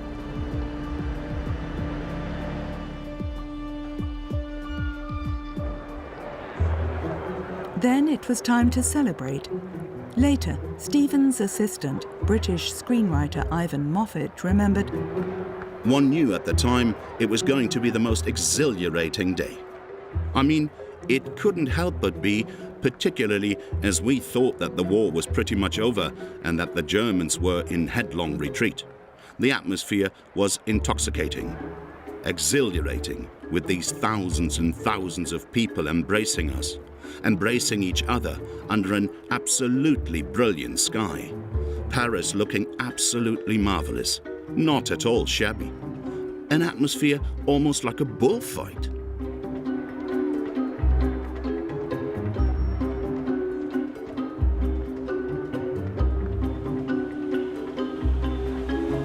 At the request of US General Omar Bradley on August the 26th, 1944, de Gaulle took part in a parade of the US 28th Infantry Division on the Champs-Élysées. Reporter Ernie Pyle had experienced the boundless joy of the French on the day of their liberation. Now he was disappointed. As usual, those Americans most deserving of seeing Paris will be the last ones to see it, if they ever do. By that I mean the fighting soldiers. Only one infantry regiment and one reconnaissance outfit of Americans actually came into Paris. and they passed on through the city quickly and went on with their war. The first ones in the city to stay were such non-fighters as the psychological warfare and civil affairs people, public relations men and correspondents. I heard more than one rear echelon soldiers say he felt a little ashamed to be getting all the grateful cheers and kisses for the liberation of Paris, when the guys who broke the German army and opened the way for Paris to be free were still out there fighting without the benefit of kisses or applause. But that's the way things are in this world.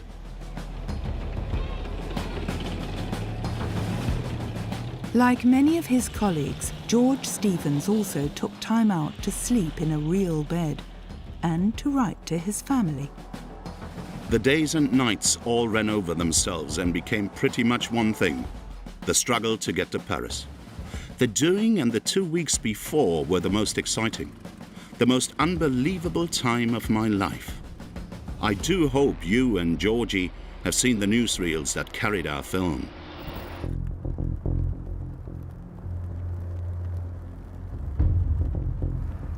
At the same time, Stevens' Hollywood colleague William Wyler and his camera teams were filming in the south of France, where remnants of the Wehrmacht were still trying to hold Marseille, while French troops were combating the last pockets of resistance.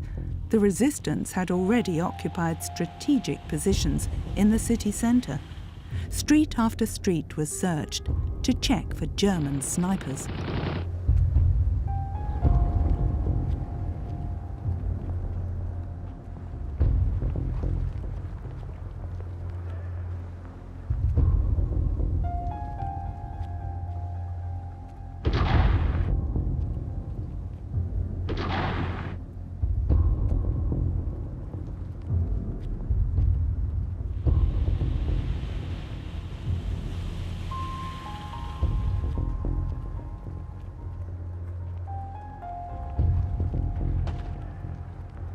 The next day, the Germans surrendered. After liberation, the search began for those who had collaborated with the hated enemy.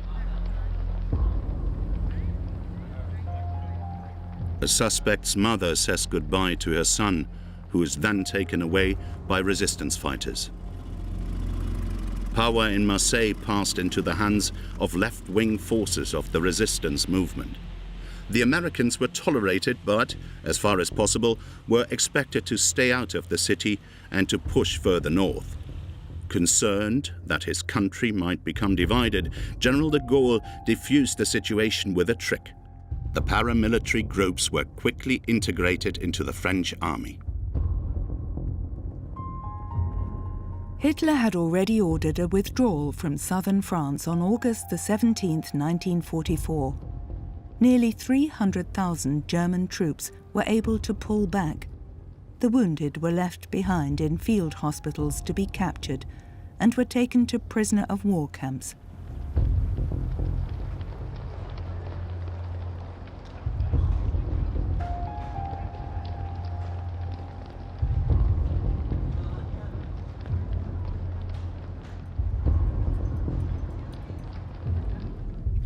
The Allies' successes had had a demoralizing effect on the enemy. Many simply gave up. Their attitude now was, "It's all over, so bugger them. Now we're going to surrender."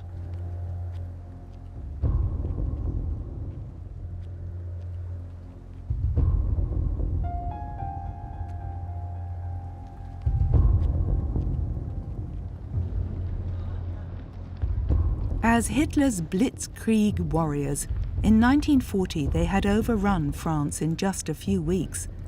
Now the sad remnants were being taken prisoner.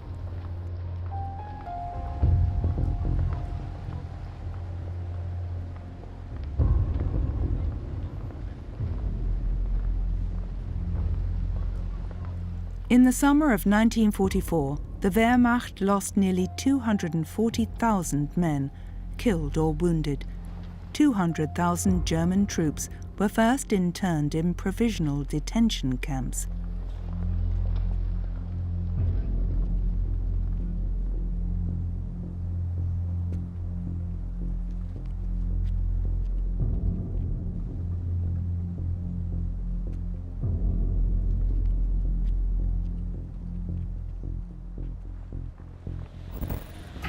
After his resounding success with Memphis Belle, William Wyler wanted to make a documentary film about the American fighter aircraft who were attacking German units or convoys behind the front. But his teams never succeeded in showing US Thunderbolts in action. His camera teams were only able to capture the results of their attacks. In the opinion of cameraman Karl Maslowski, Wyler used far too many rolls of colour film without rhyme or reason. In my whole career, I have never seen such a disgraceful waste of precious film material.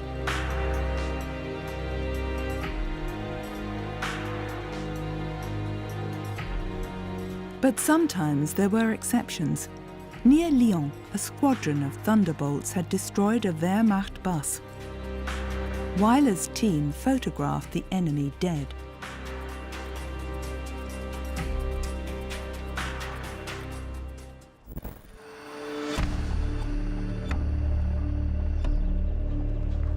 A second team followed the advancing Americans towards the Swiss border. In the Jura Mountains in eastern France, the village of La Charme had been almost completely destroyed by US fighter aircraft. Its inhabitants gave their liberators a somewhat lukewarm reception.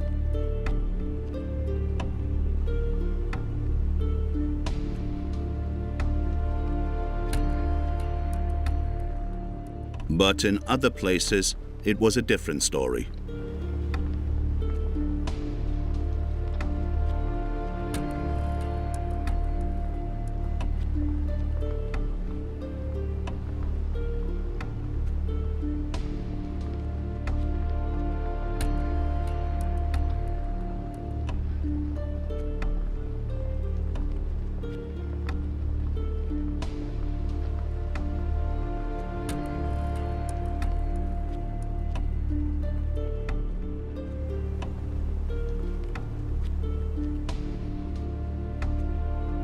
This German Lance Corporal is lucky. He has even been given a glass of red wine.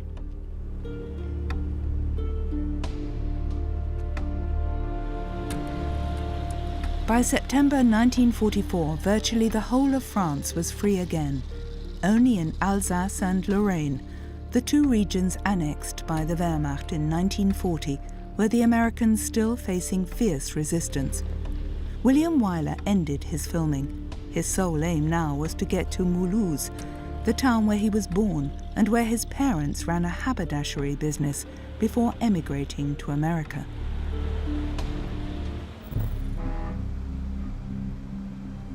The color film reporters with the Panorama weekly newsreel were still filming in the autumn of 1944. Here, cameraman Karl Sonntag is out on the Baltic with some of the German Navy's net-laying ships.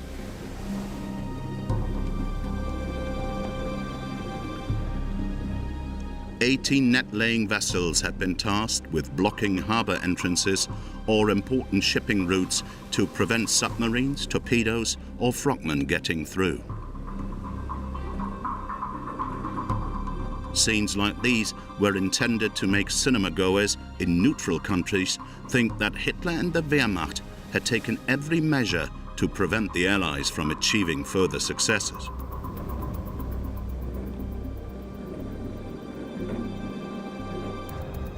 The Nazi propaganda ministry was still placing its faith in entertainment. Cameraman Karl Falke was sent to Breslau in Silesia to film a performance by the Bush Circus. Master Ullman, with his 12 Arab stallions and tightrope walker Dolinda, delighted the audience, which also contained SS and regular army soldiers.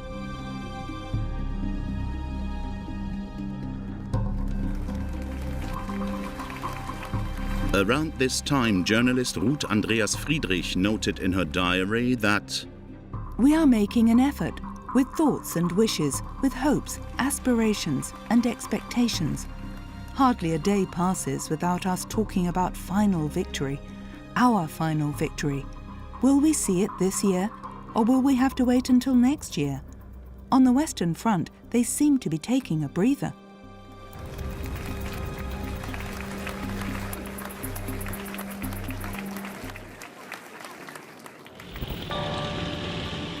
With a massive array of men and material, the Western Allies had liberated France and reached the borders of the Reich.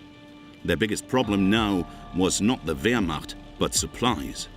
Because of the speed of their advance in August and September, the Allies had to wait for fresh troops, arms and ammunition to be transported to the front from ports in Normandy and the Provence.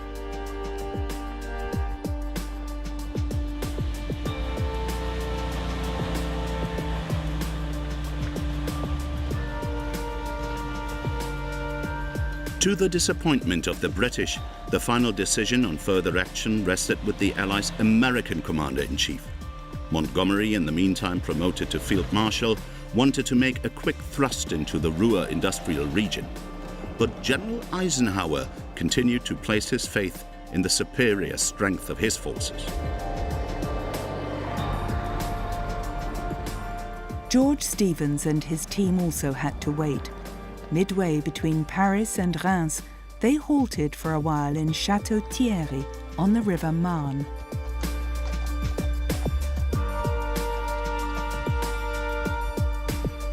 High above the small town stands a huge monument commemorating the dead of the First World War. In May 1918, the area saw months of fierce fighting between German troops and units of the American Expeditionary Force, which had been sent to the front in support of the hard-pressed French army.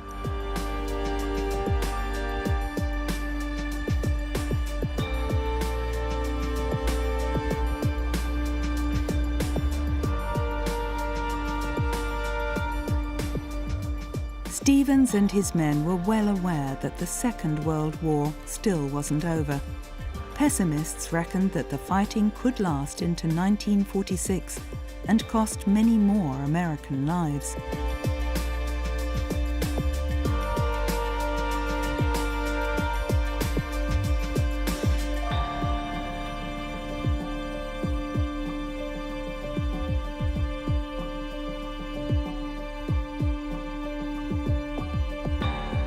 Next to the graves from July 1918, there were now new wooden crosses for GIs who had only recently lost their lives. American war reporter Jack Leap and his colleagues traveled to the Ardennes to meet up once again with General Lightning Joe Collins. The headquarters of the US 1st Infantry Division was located in Houffalize in Belgium.